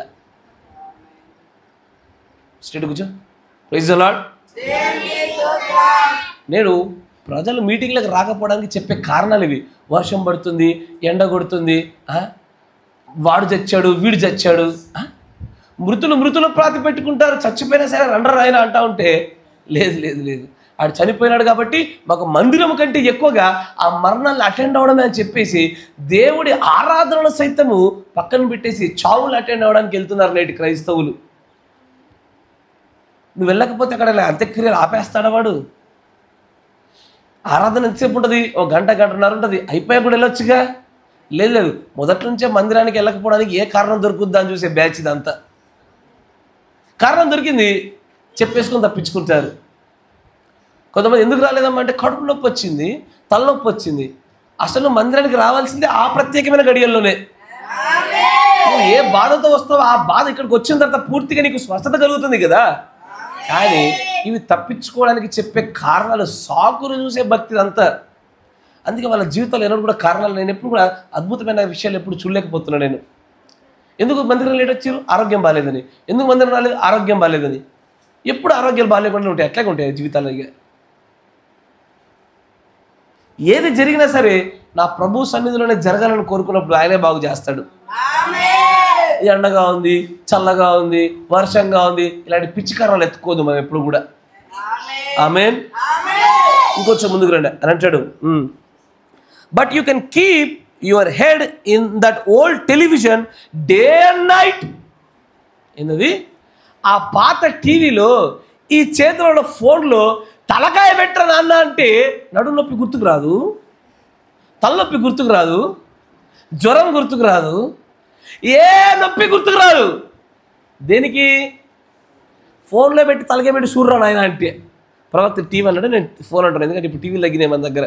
ఫోన్లో వచ్చినాక రిప్లేస్మెంట్ జరిగింది. ఫోన్లో పెట్టరా అంటే ఎంతసేపు అయినా కూర్చుంటాడు, ఎంతసేపు అయినా. ప్రేరణ కలుగురు మీ ఇద్దరు. ఎంతసేపు అయినా కూర్చుంటారు. ఏ అనారోగ్యం గుర్తురాదు. మందిరానికి రా, వాక్యం వినడానికి రా, ఇప్పుడు వస్తుంది అనారోగ్యం గుర్తుకు. అప్పటిదాకా దేనికి రాదు. నా మాట వింటున్నారా? అప్పటి వరకు కూడా ఏ అనారోగ్య పరిస్థితి, ఇప్పటి వరకు వాక్యంలోనికి రావడానికి నీకు ఇబ్బంది కలిగజేసిన ఏ విషయం కూడా ఈ ఫోన్ల దగ్గర, టీవీ దగ్గర రాదు. నా మాట వింటున్నారా? మందిరం దగ్గరకు వచ్చరికి అంటాడు, ఆ ఆ పాత టీవీలో తలకాయ పెట్టి డే అండ్ నైట్, పొద్దున రాత్రి గడుపుతారట. తర్వాత యూ విల్ లుక్ ఎట్, చూస్తాదని. వై? ఎందుకు? హాఫ్ ద లిటిల్ కిడ్స్, చిన్న పిల్లలు చాలామంది, సగం కంటే ఎక్కువ మంది, when you mothers out to teach them about the Christ, not depend on the Sunday school teacher for 15 minutes once a week. ఇంట్లో మీ పిల్లలకి మీరు బోధించడంలో మీరు తప్పిపోయి సండే స్కూల్ 15 అరగంట సేపు జరిగేటువంటి ఆ క్లాసుల మీద ఆధారపడుతున్నారు నేను పిల్లల్లో కలిగే మార్పు కొరకు. ఓ రోజుకు అరగంట పాస్టర్ దగ్గర పంపిస్తే మా పిల్లలు బాగుపడిపోతారని అనుకుంటున్నారు. ప్రస్తుతం ఉన్నటువంటి పాపం ఎంత భయంకరంగా ప్రబలిందో మీకు తెలుసా? ఇక్కడ నేను చెప్తున్నా చూడండి, ఇక్కడికి అరగంట సేపు వాక్యం వినడానికి వచ్చిన మీ పిల్లలే ఇంటికి వెళ్ళాక మీరు చూసుకోవడానికి అయ్యో కాసేపు పట్టుకుంటాలే అనుకుని ఇచ్చిన ఫోన్లోనే బూతు బొమ్మలు చూస్తున్నారు. అరగంట పాస్టర్ దగ్గర పంపిస్తే మారిపోతారా అని అంటాడు. Never depend on the Sunday school teacher just for 15 minutes. ఆ సండే స్కూల్ టీచర్ ఎంతసేపు చెప్తాడు? ఓ 15 నిమిషాలకు అరగంట చెప్తాడు. ఆడు చెప్పే 15 నిమిషాల కొరకు వాడి మీద ఆధారపడ్డావు నీ పిల్లల మార్పు కలుగుతుందని. నువ్వేం చేస్తావు మరి ఇంటి దగ్గర? కానీ వదిలేసే, ఇక పాస్టర్ల మీద వదిలేసేది. ఇక ఇంటికి ఒక క్రమం వద్దు. ఆ ఇంట్లో కూడా నీ పాస్టర్ ఎలాగున్నా, ఇదిగో ఈ సమయానికి ప్రార్థన, ఈ సమయానికి రావాలి అని ఎట్లా పెట్టాడు ఇంట్లో నువ్వు అట్లా పెట్టాలా. నీకంటూ ఒక ప్రత్యేక సమయం పెట్టి ఈ సమయంలో నువ్వు చదువు, ఈ సమయంలో నువ్వు ఉండాలా. సండే ఆ రోజంతా దేవుడి కోసం నువ్వు కేటాయించాలా. తిన్నావా మధ్యాహ్నం పూట, ఇగో 1 గంట సేపు పడుకో, ఇటు సమయానికి లేపాలా, నువ్వు కూర్చోబెట్టాలా, ప్రార్థన చేయి, వాక్యం చదువు, వాక్యం చెప్పు, వాక్యం చదవాలా అని ఇంట్లో నీకంటూ క్రమం ఉండాలి కదయ్యా. ఏ విధము చేతనే సరే శిక్షణ, ఈ భక్తిని వారికి నేర్పించేటువంటి శిక్షణలో ఒక క్రమాన్ని పెట్టు నువ్వు. The discipline should be at your home అంటాడు ఆయన. నువ్వు ఇంటి దగ్గర చక్కగా క్రమ ప్రకారంగా నువ్వు నేర్పిస్తే సంఘంలో వాడు చక్కగా ప్రవర్తిస్తాడు వాడు. నేను మరొకసారి కొన్ని విషయాలు గమనిస్తున్నా. మీరు వచ్చేదే లేటు, తల్లిదండ్రులు మీతో పాటు మీ పిల్లలు ఎందుకు లేటు తీసుకొస్తున్నారు అంటే మీరు అడిగి ఉగ్గుపాలతోనే సంఘానికి లేట్ వచ్చినా పర్వాలేదని చెప్పి మీరే నేర్పిస్తున్నారు. Shame on you. 100 సార్లు చెప్పినా మీరు మారతలేరు. మీరే సమయానికి రావాలన్నా నాయనా బాబు అంటా ఉంటే మీ పిల్లలకి లేటు తీసుకొస్తున్నారు. ముందు పంపించవచ్చుగా. మీకు ఒకవేళ అత్యవసరమైన వర్క్ మీకు ఉంటే ముందు సమయాన్ని నువ్వు వెళ్ళిపోవాలని పంపించాలిగా. మీరు లింగ్ అని చెప్పి వాళ్ళని లేట్ తీసుకొని రావడం ఏంది? మీ పిల్లలకు మీరు నడవలసిన త్రోవ నేర్పుతున్నారా? ఎట్లా లేట్ రావాలని నేర్పుతున్నారు, ఎట్లా సమయాలే కొట్టాలని నేర్పుతున్నారు. మీరు మీకు చేత కాకపోతే వాళ్ళన్నా సరిగ్గా పంపించండి, నేను నేర్పుతే ఏదో ఒకటి. మీరు మళ్ళా ఈ టైంకి రాకపోవడం అనే విషయాన్ని మీరు నేర్పిస్తున్నప్పుడల్లా నిజంగా మీరు ఏ ఆత్మతో నింపబడుతున్నారో నాకు అర్థం కావడాలి. మీ గోల్ ఏంటి జీవితంలో? మీరు మీ పిల్లలు అందరూ కూడా దేవుని రాజ్యంలో ఉండాలనే కదా. మరి అటువైపు మీ క్రియలు కనబడతలేవే. మీ సైడ్ నుంచి రావాల్సినంత ఎఫర్ట్ లేకపోతే కాపరి సైడ్ నుంచి ఎంత ప్రయత్నాలు జరిగినా వీళ్ళు మారరు. నా మాట వింటున్నారా? కేవలం కాపరి ఒక్కడే ప్రయత్నం చేసి వాడు రోజుకు 15 ఒక అరగంట సేపు మాట్లాడినంత మాత్రాన ఇక్కడ సంఘంలోకి వచ్చిన సేపు చక్కగా ఉంటారు వీళ్ళు. మీరేమన్నారు చాలామంది నాతోని, మా పిల్లలు ఇక్కడే బ్రదర్ మీ ముందే ఇట్లుంటారు, ఇంటికి వస్తే మళ్ళీ ఎప్పట్లాగే చేస్తున్నారు, తట్టుకోలేకపోతే వాళ్ళు అల్లరి అంటున్నారా? అంటే దాని అర్థం ఏంది? నేను క్రమాన్ని పెట్టాను కాబట్టి ఇక్కడ వాళ్ళు క్రమ ప్రకారం నడుస్తున్నారు. నీ ఇంట్లో నువ్వు పెట్టుంటే నీ ఇంట్లో కూడా నడిచేవాళ్ళుగా. నువ్వు ఇంట్లో పెట్టలేవు క్రమాన్ని. వాడు అడుగురిన వాడికి ఒక క్రమం లేదు. పక్కింట్లో వాళ్ళు వీళ్ళు అంటారుగా ఏమని, పిల్లోడి పైన మరి అంత కఠినంగా ఉండాలా, పిల్లల్ని మరి అంత కొట్టాలా, చిన్నపిల్లడికి వాడికేం తెలుసు? నీకు బైబిల్ తెలియని వాటిని మాట్లాడినావు. నువ్వు దురాత్మను పొందుకున్న వ్యక్తివి. బెత్తం బట్టని ప్రతి కుమారుడు పాడైపోతున్నాడు, పాడైపోయినలో చూసాను ఇప్పటిదాకా. నీ పిల్లోడు బాల్య దశలో ఉండగా వాడికి బెత్తం పట్టుకొని భక్తి నేర్పించే క్రమాన్ని నువ్వు చిన్నప్పుడు కలిగి ఉండలేకపోయిన ప్రతి పిల్లోడు ఈ రోజున భక్తే పూర్తిగా విసర్జించి తిరుగుతున్నాడో చూస్తున్నాను నేను. మళ్ళీ ఈ రోజున బెత్తం పడుతుంటే అంత కొట్టాల పిల్లల్ని. నువ్వు నీ పిల్లల్ని చక్కగా పెంచినప్పుడు నాకు చెప్పాలి నువ్వు ఏమని, పెంచాల్సిన పద్ధతి అది కాదు ఇదని. మరి లేఖనం పట్టుకొని చూపించాలిగా నాకు. నువ్వు చెప్పే విశ్వాసాలకి నువ్వు నమ్మే నమ్మకాలకి ఒక్క లేఖన సపోర్ట్ ఉండదు. అంత లోకరీతే, అంత హైందవుల రీతి అనేది. నా తండ్రి నా దేవుడు నాకు చెప్పాడు, క్రీస్తు అనేటువంటి బండ కొట్టాలా. కరెక్టేనా? బట్టలు ఎట్లా బండ కొడతారో అట్టగే క్రీస్తు అనేటువంటి బండ కొట్టాలా. వాళ్ళని బెత్తం బట్టి ఖచ్చితంగా వాళ్ళని సరిచేయాలా. అయ్యా చేయని వాళ్ళందరూ ఇప్పుడు ఫలాలు కోస్తున్నారా లేదా? నేను చాలామంది పిల్లలను చూసా, కోస్తున్నారు నేటికి. మళ్ళీ ఇంకొక తర నాశనం చేద్దామా? సండే స్కూల్ టీచర్ల పైన కాపరి పైన నువ్వు ఆధారపడకూడదయా. నీ కాపరి రేపు పొద్దున నిర్దోషి నిలబడ్డ కొరకు అరే నీకు మందనప్ప చెప్పాను కదా నాన్న, ఆ మంద పైన నువ్వు లెక్కప్ప చెప్పరా అన్నప్పుడు వాడు నిర్దోషి ఉండడం కొరకు వాడి సాయశక్తిని వాడి ప్రయత్నం వాడు చేస్తూ ఉన్నాడు. కొడుతున్నాడు, ముద్దు పెట్టుకుంటున్నాడు, మెచ్చుకుంటున్నాడు, ఏదో వాడి ప్రయత్నం వాడు చేస్తాడు కాపరి. నీ ప్రయత్నం ఏది? నువ్వేం చేస్తున్నావు? ఇంటికి వచ్చాక కనీసము పాస్టర్ ఏం చెప్పిండ్రు ఈరోజు అని అడిగే చేత కూడా కాలేదు నీకు. కనీసం అట్లీస్ట్ నువ్వెట్టగా చెప్పడం ఫెయిల్ అయ్యావు కదా, కనీసం పాస్టర్ ఏం చెప్పాడరా ఈరోజు అని ప్రతిరోజు వాడిని అడిగి ఏం గ్రహించావురా అని అడిగేటువంటి ఆ మాత్రం బాధ్యత కూడా లేదు నీకు. ఇంతటి విచిత్రమైన పరిస్థితులు ఉండగా ఎలాగో నీ కుటుంబానికి నువ్వు క్రమాన్ని పెట్టుకోగలుగుతావు? ఎలా అని అంటాడు, today mothers are depending on the Sunday school teacher just for 15 minutes once in a week. వారానికి ఒక్కసారి జరిగే సండే స్కూల్ పైన ఆధారపడుతున్నాడు. పిల్లలు మా పిల్లలు సండే స్కూల్కి వెళ్తారు, చక్కగా ఎదుగుతారు, నీ మొహం ఎదుగుతారు. ఆ 15 నిమిషాలు వాడు మంచి వేషధారణ జీవితం గడిపి వెళ్ళిపోతుంది ఇక్కడికి వెళ్ళి. నా మాట మీకు అర్థమవుతుంది కదయ్యా?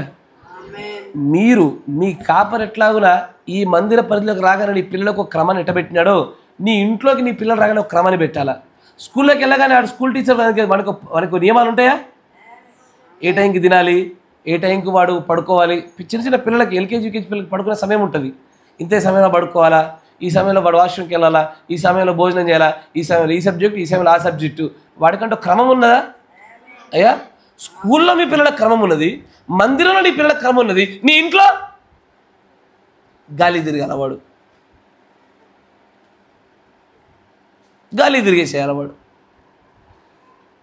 కానీ మెజారిటీ టైం వాడు గడిపేది ఎక్కడ? వర్కింగ్ డేస్లో స్కూల్లో, తర్వాత ఇంట్లోనే. చర్చిలో వాడు ఎంతసేపు ఉంటాడు? కొద్దిసేపే ఉంటాడు. మీ పిల్లలు చాలాసార్లు చర్చికి వెళ్తానని చెప్పేసి వాడు చర్చికి రాకుండా బయట తిరిగిన దినాలు కూడా ఉన్నాయి. మీరు అనుకుంటారు మా పిల్లడు చర్చిలో ఉన్నాడని. మళ్ళీ నేను మీ కుటుంబాల పైన ఖచ్చితంగా ఒక క్రమాన్ని మీరు ఏర్పాటు చేసుకొని దాన్ని ఖచ్చితంగా పాటించినట్టుగా చేయడమే ఈ వర్తమాన యొక్క ప్రధానమైన ఉద్దేశం. అయ్యా ఒక అసమర్థమైనటువంటి భక్తిలో బలహీనపడేటువంటి ఒక హైబ్రిడ్ విత్తనాల లాంటి ఒక తరాన్ని మనం తయారు చేయకూడదు అయ్యా. పిల్లలు చూసి ఒక్కొక్కడు 7వ తరగతి 8వ తరగతి నేను వెళ్ళిన స్కూల్లో వాళ్ళు అన్నారు, థర్డ్ క్లాస్కే ప్యాసేజెస్ చదవడం వచ్చేస్తుందండి అన్నారు. అవునా? 3వ తరగతికే చదువు. ఒకసారి మీ పిల్లలు దొరకబట్టి బైబిల్ చదివించండి. 3వ తరగతి నుంచి ఉన్న పైన వాళ్ళందరినీ, 3వ తరగతి పైన ఉన్న మీ పిల్లల్ని ఒకసారి బైబిల్ చదివించండి ఇంటి దగ్గర. అది తడబడే విధానం, వాళ్ళు చదివే విధానం చూసి మనకు సిగ్గు కలగాలి. అసలు మన పిల్లలకు మనం ఇచ్చే చదువు ఎందుకు తెలుసా? ఈ లోకంలో వాడేదో గొప్ప సంపాదన సంపాదించాలనో ఉన్నతమైన విద్యలు ఆశించాలనో కాదు, భక్తికి సరిపడేటువంటి విద్య రావాలని కోరికనే పంపించాము. కనీసం వాడు బైబిల్ చదవడానికి కూడా సరిపడనటువంటి ఆ చదువు ఎందుకు? ఈ మాత్రం దానికి మళ్ళీ మనము స్కూళ్ళలో వెతికేటప్పుడు పెద్ద పెద్ద స్కూల్ వెతుకుతాం. మనం బైబిల్ చదవడం రాదు వాళ్ళకి. షేమ్ ఆన్ యూ పిల్లలు, మీకు కూడా బుద్ధి లేదురా. వీళ్ళు ఇక్కడికి వచ్చినంతసేపు నేను బైబిల్ చదివిస్తా, కూర్చోబెడతా, ఎదురుగా ఏదో చేస్తా. మరి ఇంట్లో మీరేం చేయాలా? ఇంట్లో మీరు, ఇక్కడ నేను, స్కూల్లో వాళ్ళు అందరూ సరి అయిన రీతిలో శిక్షణ ఇస్తుంటే అప్పుడు వాళ్ళు ఎందుకే చక్కగారు? కరెక్టేనా? This is not the place to be silent, this is a place to worship. ఇది నిశ్శబ్దంగా ఉండే స్థలం కాదు. ఇది మనం స్తుతులు స్తోత్రాలు ఆమె అని చెప్పే స్థలం. ఇది ఇంకొంచెం ముందుకు రండి. ఆయన అంటాడు, every kid in the land can tell you who David Crockett is. ఆ సమయంలో ఆ ఫేమస్ ఫెల్లో ఇంకొంచెం ఈ సెంటెన్స్ ఫిట్ చేద్దాం. Where he come from and what age he was when he killed his bear, but there isn't one time 100% can tell you how Jesus come to save sinners. ఈ రోజున మీ పిల్లల్ని అడిగి, అరే PUBG అంటే ఏందని అడుగు, టక చెప్పేస్తాడు వాడు. ఈ రోజున మీ పిల్లల్ని ఫోన్లో గేమ్స్ ఎట్లా వేయాలరా అని చెప్పు, టక వేస్తాడు. మీ ఫోన్లో మీ పిల్లలకి రింగ్టోన్ ఎలా మార్చాలరా అని చెప్పు, కొత్త రింగ్టోన్ ఎలా పెట్టాలో చెప్పు, ఎలా వాయిస్లు కట్ చేయాలో చెప్పు, ఎలా వీడియో ఎడిట్ చేయాలో చెప్పు. వాడు మొన్న అడుగుతున్నా టెస్ట్ చేయడానికి, ఈ ఊర్లో బాగా ఫేమస్ డీజే బ్రాండ్ ఏంటంటే టక్కని చెప్తూ లక్కీ ఆడ. కానీ యేసుక్రీస్తు ఎట్లా పాపలను కాపాడేదని అడిగితే ఒక్కరి దగ్గర సమాధానం ఉండదు అంటున్నాడు ఆయన. విన్నారా? మీకు అర్థమవుతుందా? అంటే పిల్లలకి ఈ లోకమును గూర్చిన బోధే అధికమైపోయింది ఆత్మీయమైన బోధ కన్నా. యేసు ప్రభు ఎట్లా పాపలను కాపాడతారా అని అడిగితే ఒక్కరి దగ్గర 100% సమాధానం దొరకదట. కానీ ఆ సమయంలో బాగా ఫేమస్ వ్యక్తి అయిన డేవిడ్ క్రికెట్ అనే వ్యక్తి గురించి అడిగితే వాడు ఏ స్థలం నుంచి వచ్చిండు, ఎక్కడి నుంచి వచ్చిండు, ఏ వయసులో వాడు ఒక ఎలుగుబంటిని చంపినాడు అని చెప్తున్నారట. ఆ సమయంలో అంత ఫేమస్ వేటగాడు అయిపోయినాడు. మీ పిల్లలు అడగండి ఒకసారి, ఏ సినిమా ఎప్పుడు వచ్చిందని, ఏ గేమ్స్ ఎట్లా వస్తున్నాయని, ఆండ్రాయిడ్ వర్షన్ ఎంత అని, ఫోటోలు తీయడం ఎలాగా, వీడియోలు తీయడం ఎలాగా, ఫోన్లో ఉన్న ఆప్షన్స్. కొంతమంది తండ్రులు చెప్తే నాకు భలే అనిపిస్తుంది. ఎలా చెప్తారంటే, నాకు కూడా పెట్టడం రాదా ఇవన్నీ, మా పిల్లడు పెడతాడు అన్నీ. ఏంటది? ఈ రింగ్టోన్ నాకే పెట్టరాదు, ఈ వాల్పేపర్ మార్చు నాకు. అసలు భలే నేర్చుకుంటారు పిల్లలు, షార్ప్ ఉన్నారు పిల్లలు. దేంట్లో? లోకంలో. దేంట్లో? విజ్ఞాన శాస్త్రంలో. సిగ్గులేదు నీకు ఆ మాట అనడానికి? ఎప్పుడన్నా సరే బైబిల్ నేర్పించి, నాకు కూడా తెలియదా బైబిల్ ఏ విషయాలు, నా కొడుకు తెలిసాయి, నా కూతురు తెలిసాయి, దీన్ని బట్టి నువ్వు అతిశయపడాలి. యాక్చువల్గా దీనికి బదులుగా దేంట్లో? మావాడు సైకిల్ దొక్కితే జర్రనంటే దుమ్ము లేచిపోతుందట. రేపు పొద్దున ఆ టైర్ తిరిగినట్టుగా నా చైన్ ఇవి తిరుగుతుంది. లోకంలో వాడికి ఎంత తెలిసిందో దాన్ని బట్టి అతిశయపడుతున్నావా? నువ్వు బాధపడవలసిన విషయం అది. నీ పిల్లోడు ప్రవక్త అంటాడు, I better be a bum in the world. అంటే ఈ లోకంలో ఒక శుద్ధపప్పులాగా ఒక మొద్దుబారిన వ్యక్తిగా ఉండాలని నేను ఇష్టపడతాను, కానీ దేవునిలో మాత్రము బలపడడానికి ఇష్టపడతాను అంటాడు ఆయన. నీ పిల్లోళ్ళ గురించి ఎట్లా మాట్లాడాలా? మా పిల్లోడికి అన్నీ తెలుసు, నాకు కూడా తెలియదు, వాడికి ఇస్తే వాడే చేసి పెడతాడు. ఒకసారి అదే వ్యక్తికి అదే పిల్లోడికి ఇచ్చి బైబిల్ ఇచ్చి, అయ్యా బైబిల్ ఇచ్చి హోషేయ గ్రంథం తీరాను, వాడు యెషయా గ్రంథం తీస్తున్నాడు. కరెక్టేనా? అయ్యా విన్నారా? ఎగ్జా గ్రంథం తీరా అని చెప్పండి, చిన్నగా ఉంటుంది కదా, బైబిల్లో ఉందా అంటున్నాడు. నా మాట వింటున్నారా? ఇప్పుడు చూడండి, అరే ఎజ్రా గ్రంథం తీయండిరా.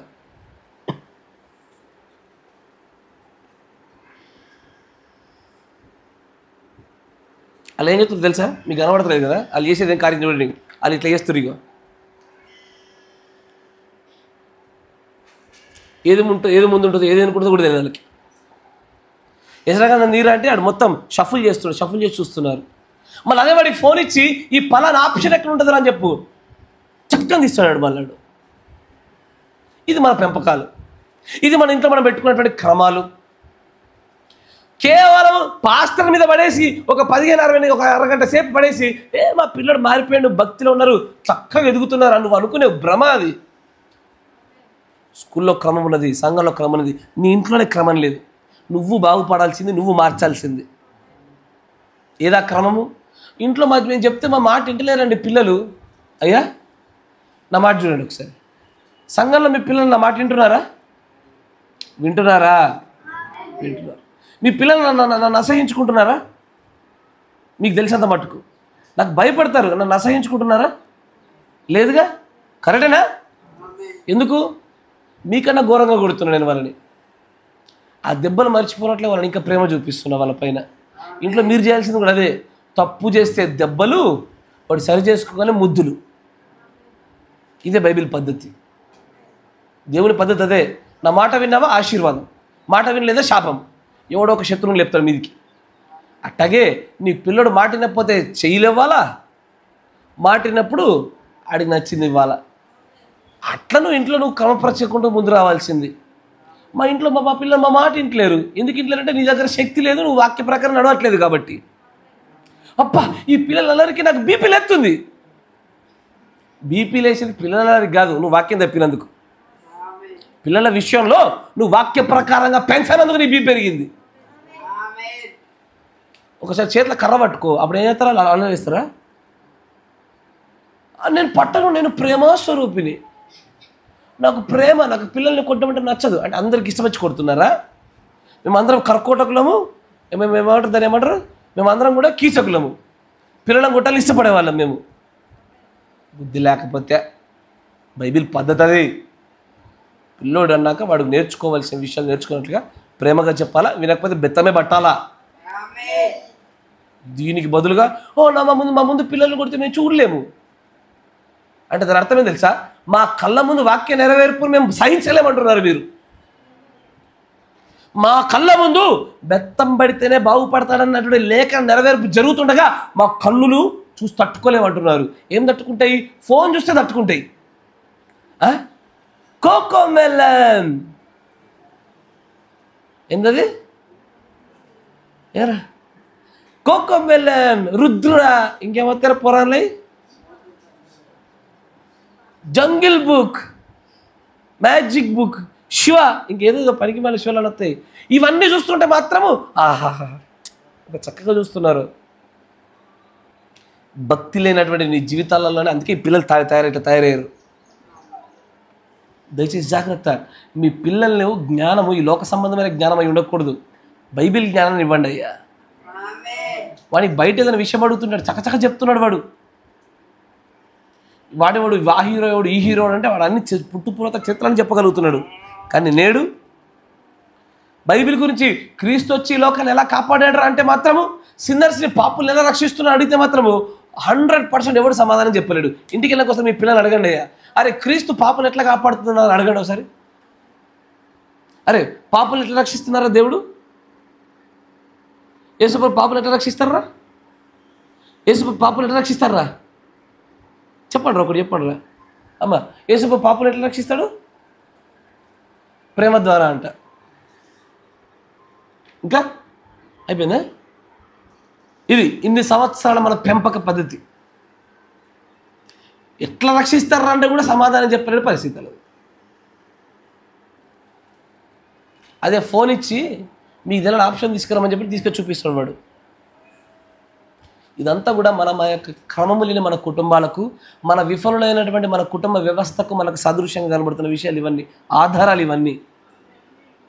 ప్రవక్త అంటాడు, ఆడెవడో డేవిడ్ క్రొకెట్ అనే వ్యక్తిని కూర్చొడితే గలగలగల చెప్తారట. యేసు ప్రభు పాపులు ఎట్లా కాపాడారంటే ఒక్కడు మాట్లాడారట.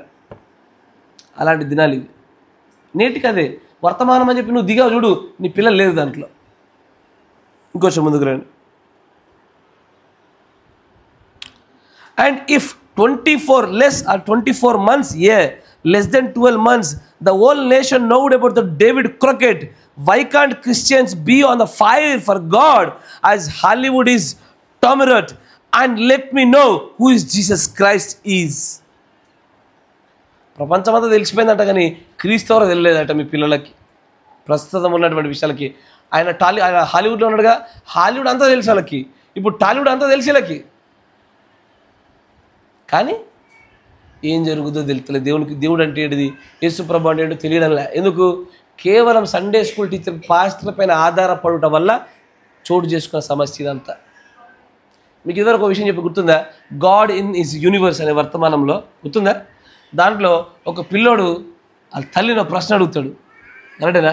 దేవుడు నేను ఎప్పుడు చూడలేదు కదా, కానీ హృదయశుద్ధి గలవారు ధనులు దేవుని చూస్తానంటున్నారు కదా, ఎలా సాధ్యమవుతుందంటే వాళ్ళ అమ్మేమన్నది, నాకు తెలియదు, పోయి పాస్టర్ని అడుగుపో అన్నది. ఆ సండే స్కూల్ టీచర్ని అడుగుపో అన్నది. సండే స్కూల్ టీచర్ని అడిగితే సండే స్కూల్ టీచర్ ఏమన్నది, పోయి పాస్టర్ని అడుగుపో అన్నది. పోయి పాస్టర్ అడిగితే పాస్టర్ ఏమన్నాడు, క్వశ్చన్స్ అడగద్దు, నమ్మాలా, విశ్వసించాలా. క్వశ్చన్స్ అడుగుతా అవిశ్వాసం అన్నాడు ఆయన. ఇది ప్రస్తుతం మన బతుకులు. నేటికి మన పరిస్థితి అంతే. జాగ్రత్తయో, ఈ కాల గడియ వర్తమానం కూడా దేవుడు చెప్పిన మాటలు వింటున్నారా? ఇది ఉపద్ఘత రూపంలో ఉండనివ్వండి, మీకు అర్థం కావాలా. మీ పిల్లలు నోరు వివరిస్తే బూతులు తప్ప వాక్యం వస్తలేదు. మాట్లాడితే బూతులు కనబడుతున్నాయి కానీ వాక్యాలు కనబడతాయి. ఎందుకంటే మీ కుటుంబాల క్రమాన్ని పెట్టండి. వాళ్ళు లేవడానికి ఒక క్రమం ఉండాలా, వాడు తినడానికి ఒక సమయం ఉండాలా, వాడు పడుకోవడానికి సమయం ఉండాలా.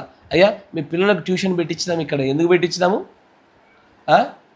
డబ్బులు ఎక్కువ పెట్టించినామా? దేనికి? మీ పిల్లలు స్కూల్ నుంచి ఎన్నింటికి వస్తారు? ఎన్నింటికి వస్తున్నారు?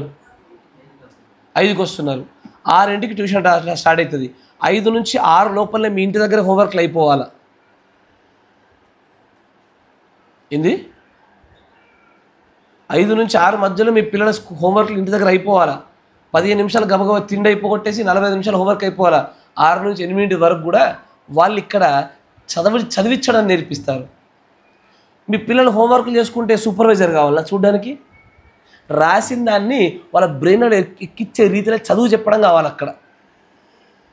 నా మాట వింటున్నారా? Praise the lord. వాళ్ళు 6 లోపల మీ పిల్లకాయలు స్కూల్ హోంవర్క్లు అయిపోతే కనుక ఇక్కడ 6 నుంచి 7:30 వరకు చదువు చెప్పించి 7:30 నుంచి 8 వరకు మీ పిల్లలందరితో బైబిల్ చదివించడం అన్న చేయించవచ్చు. ఇంటికి రాగానే మావాడు పొద్దంతా స్కూల్కి వెళ్ళి వచ్చి కాసేపు స్కూల్లో మీ పిల్లలందరూ ఆడుకుంటారు. వాళ్ళు లేకపోతే రాళ్ళు రప్పలు కొట్టి బరువులు మోస్తలేరు అక్కడ. నా మాట వింటున్నారా? ఒక క్రమాన్ని పెట్టండి. రాగానే ఏముండాలా, ఏం చేయాలో ఆ క్రమం ఉండాలా. గృహానికి క్రమం లేకపోవడం వల్లే నేడు మనం ఎదుర్కొంటున్న విఫలము, ఈ అపజయాలు, మన పిల్లలు మన మాట వినకపోవడాలు, భక్తి రాహిత్య జీవితాలు, లోక జ్ఞానం ఎక్కువైపోయింది, భక్తి బైబిల్ జ్ఞానం తక్కువైపోయింది. వాళ్ళకి పూర్తి తక్కువైపోయింది. యూట్యూబ్ ఎలా ఆపరేట్ చేయాలో చెప్పు, టకటకటక చెప్తాడు వాడు, అన్నీ చెప్పేస్తాడు వాడు. కానీ బైబిల్ని గురించి, దేవుని గురించి ఏం చెప్పలేకపోతున్నారు వాళ్ళు.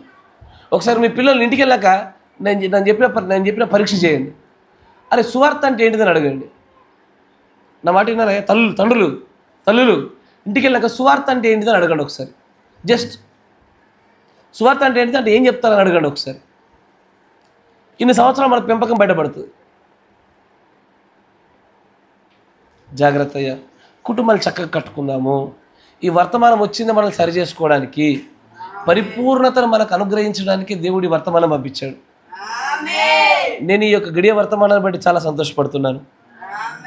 అన్ని విధాలుగా, అన్ని కోణాలలో నేను నా కుటుంబాన్ని అన్ని విధాలని సరి చేసుకోవడానికి దేవుడు నాకు ఇచ్చిన ఈ మాటలను బట్టి నేను ఆనందపడుతున్నాను. దీని ప్రకారం మీ కుటుంబాలు కట్టుకోండి. దేవుడు మళ్ళీ దీని విషయంగా మోకరించాడు. మిగతా విషయం మనం మధ్యాహ్న కాల సెషన్లో మనం మాట్లాడుకుందాం. మనము ఇప్పుడు అధిక సమయాన్ని మన ప్రార్థనలో గడిపే ప్రయత్నం చేద్దాం. చెప్పబడిన వాక్యమును బట్టి మన మధ్యలో ఉన్న సహోదరులు మోషే బ్రదర్ గారు ప్రార్థన చేస్తారు. చెప్పబడిన వాక్యమును బట్టి స్తోత్రం స్తోత్రం స్తోత్రం స్తోత్రం.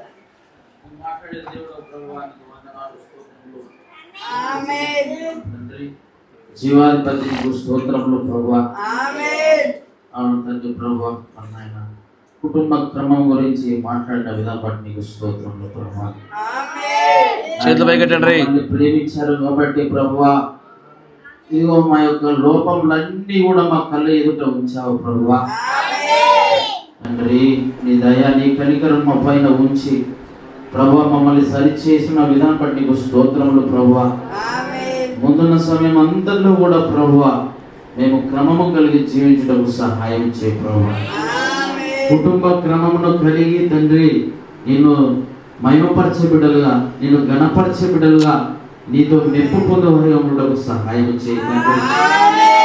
ఆయన ఏ విషయాల్లో ఆ క్రమంలో ఏ విధంగా పెట్టుకోవాలో ప్రభువా నాయన నీ లేఖనాల గుండా తండ్రి ప్రభువా మరి నాయన మాకు అనుగ్రహించిన విధానం బట్టి నీకు స్తోత్రము చెల్లించున్నాను. నిన్ను హృదయపూర్వకంగా స్తుతిస్తా ఉంటున్నాం తండ్రి. నాయన నీకే మహిమ ఘనత ప్రభావాలు చెల్లించున్నాం ప్రభువా. అవును తండ్రి ప్రభువా మరి నాయన క్రమం లేక మేము తప్పిపోయినటువంటి స్థితి అయిపోయినది తండ్రి. నాయన తండ్రి ఈ లోకంలో తండ్రి ప్రభువా మరి నాయన ఇదిగో ఆ ప్రభావం అంతా కూడా తండ్రి ప్రభువా పిల్లల పైన పడుచు ఉంటున్నది. పాఠశాలలు కూడా తండ్రి ప్రభువా మరి నాయన ఆ ప్రభావం కూడా పడుచు ఉంటున్నది తండ్రి. భక్తి విధానంలో నేర్పించవలసినటువంటి విధానము తండ్రి ప్రభువా, ఆ కుటుంబ క్రమము తండ్రి ప్రభువా మేము విస్మరించి ఉంటున్నాం తండ్రి. మాకు నిజంగా ప్రభువా తెలియదు ప్రభువా, మమ్మల్ని క్షమించండి, మన్నించండి తండ్రి ప్రభువా. మీరు తెలిపిన విధానానికి స్తోత్రము చెల్లించినాం నాయన. తెలిసిన విషయాల్లో తప్పిపోయినటువంటి వారమై ఉన్నాం ప్రభువా, మమ్మల్ని మన్నించు, క్షమించు తండ్రి ప్రభువా. నాయన ముందున్న సమయం అంతట్లో కూడా పరిశుద్ధాత్మ దేవా మా కుటుంబాలకు క్రమమును దయచేసి నాయన సంఘ క్రమంలోను తండ్రి ప్రభా క్రమముగాను మెదులుతూ ప్రభువా నాయన మేమందరం కూడా తండ్రి ప్రభువా ఇదిగో క్రమమునకు మేము నడుచుకుని వారిగా అలాంటి కృపా భాగ్యమును కనికరమును దయచేయండి ప్రభువా. నిజమే తండ్రి ప్రభువా, ఆ కుటుంబ క్రమంలో తండ్రి ప్రభువా ఇక్కడ తండ్రి ప్రభా సంఘంలో నేర్పించవలసినది కాదు కానీ నాయన పిల్లలందరూ ప్రభా మన నాయన మా కుటుంబాల్లో నేర్చుకొని ఇక్కడికి రావాల్సి ఉన్నది తండ్రి. అయా మమ్మల్ని క్షమించండి, మన్నించండి తండ్రి ప్రభువా. మరి నాయన ముందున్న దినాల్లో ప్రభువా మరి నాయన ప్రభువా నీ దయ నీ కనికరము తండ్రి ప్రభువా నీ పరిశుద్ధాత్మ యొక్క నడిపింపు గుండా కుటుంబ క్రమమును కలిగి జీవించుటకు మా పైన తండ్రి ప్రభువా నీ కృప అనుగ్రహించవలసిందిగా ప్రార్థిస్తున్నాం తండ్రి. దయ చూపవలసిందిగా ప్రార్థించున్నామయ్యా. హిజ్కియా ప్రార్థించినప్పుడు తండ్రి హృదయం అంతటితో కన్నీళ్లు విడిచుచూ ప్రార్థించిన రీతిగా ప్రభువా ఈ సమయంలో తండ్రి ప్రభువా మా కుటుంబాల్లో తండ్రి ప్రభువా మేము సరి చేసుకోవలసింది ఉంది కనుకనే ప్రభువా అవును తండ్రి ప్రభువా మీ యొద్ద నుండి మేము సమాధానాలు తెచ్చుకోలేకపోతున్నాము. అనేకమైనటువంటి తండ్రి ప్రభా శ్రమలకు లోనవుతా ఉంటున్నాము తండ్రి. నాయన క్రమమును కలిగి ప్రభువా ఇదిగో మేము తండ్రి ప్రభా నీ బిడ్డలుగా జీవించుటకు తండ్రి ప్రభువా నీ యొద్ద నుండి జవాబులు పొందుకున్నటకు, నీ యొద్ద నుండి స్వస్థతను పొందుకున్నటకు నాయన నీ యొద్ద నుండి తండ్రి ప్రభు ప్రతిదీ పొందుకున్నటకు నాయన నీకు మహిమకరంగా జీవించుటకు మాకు ఆశీర్వాదంగా ఉండటకు నీ కుటుంబ క్రమమును మాకు అనుగ్రహించవలసిందిగా ప్రార్థించున్నాము. నాయన అదే విధంగా తండ్రి ప్రభా సంఘ క్రమమును కూడా తండ్రి ప్రభా ఈ కాలపు ప్రవక్త మరి పెట్టి ఉన్న విధానం బట్టి నీకు స్తోత్రములు చెల్లించున్నాం ప్రభువా. నాయన క్రమంలో కూడా ప్రార్థించడం నీ కృపా భాగ్యంలో నీ పరిశుద్ధాత్మ నడిపింపును అనుగ్రహించవలసిందిగా ప్రార్థించున్నాము తండ్రి.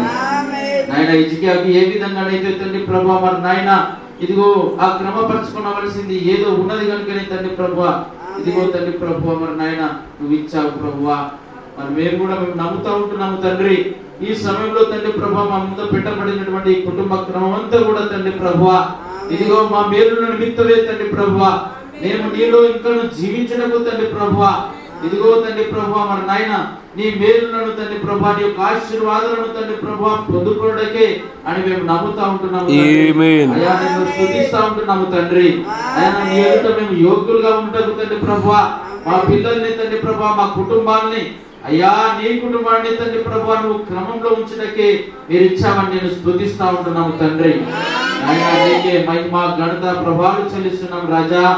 ఇదిగో నీ ఉన్న వాక్యం తండ్రి ప్రభువా మా అందరిలో తండ్రి ప్రభువా నూరంతలుగా ఫలింపజేయవలసిందిగా ప్రార్థన చేయించుకున్న సమయంలో అంతా కూడా నీ యొక్క హస్తం తోడుగా ఉంచి కుటుంబ క్రమం కూడా మమ్మల్ని నడిపింపజేసి మహిమ ఘనత ప్రభావాలు పొందుకోమని మమ్మల్ని అందరూ కూడా మీ చేతులకు అప్పచెప్పుకుంటూ కుటుంబ క్రమం గుండా మమ్మల్ని తండ్రి ప్రభువా నడిపింపజేయమని మహిమ ఘనత ప్రభావాలు పొందుకోమని ప్రభు అయిన యేసుక్రీస్తు నామంలో ప్రార్థన చేయించున్నాను. ఆమేన్ ఆమేన్.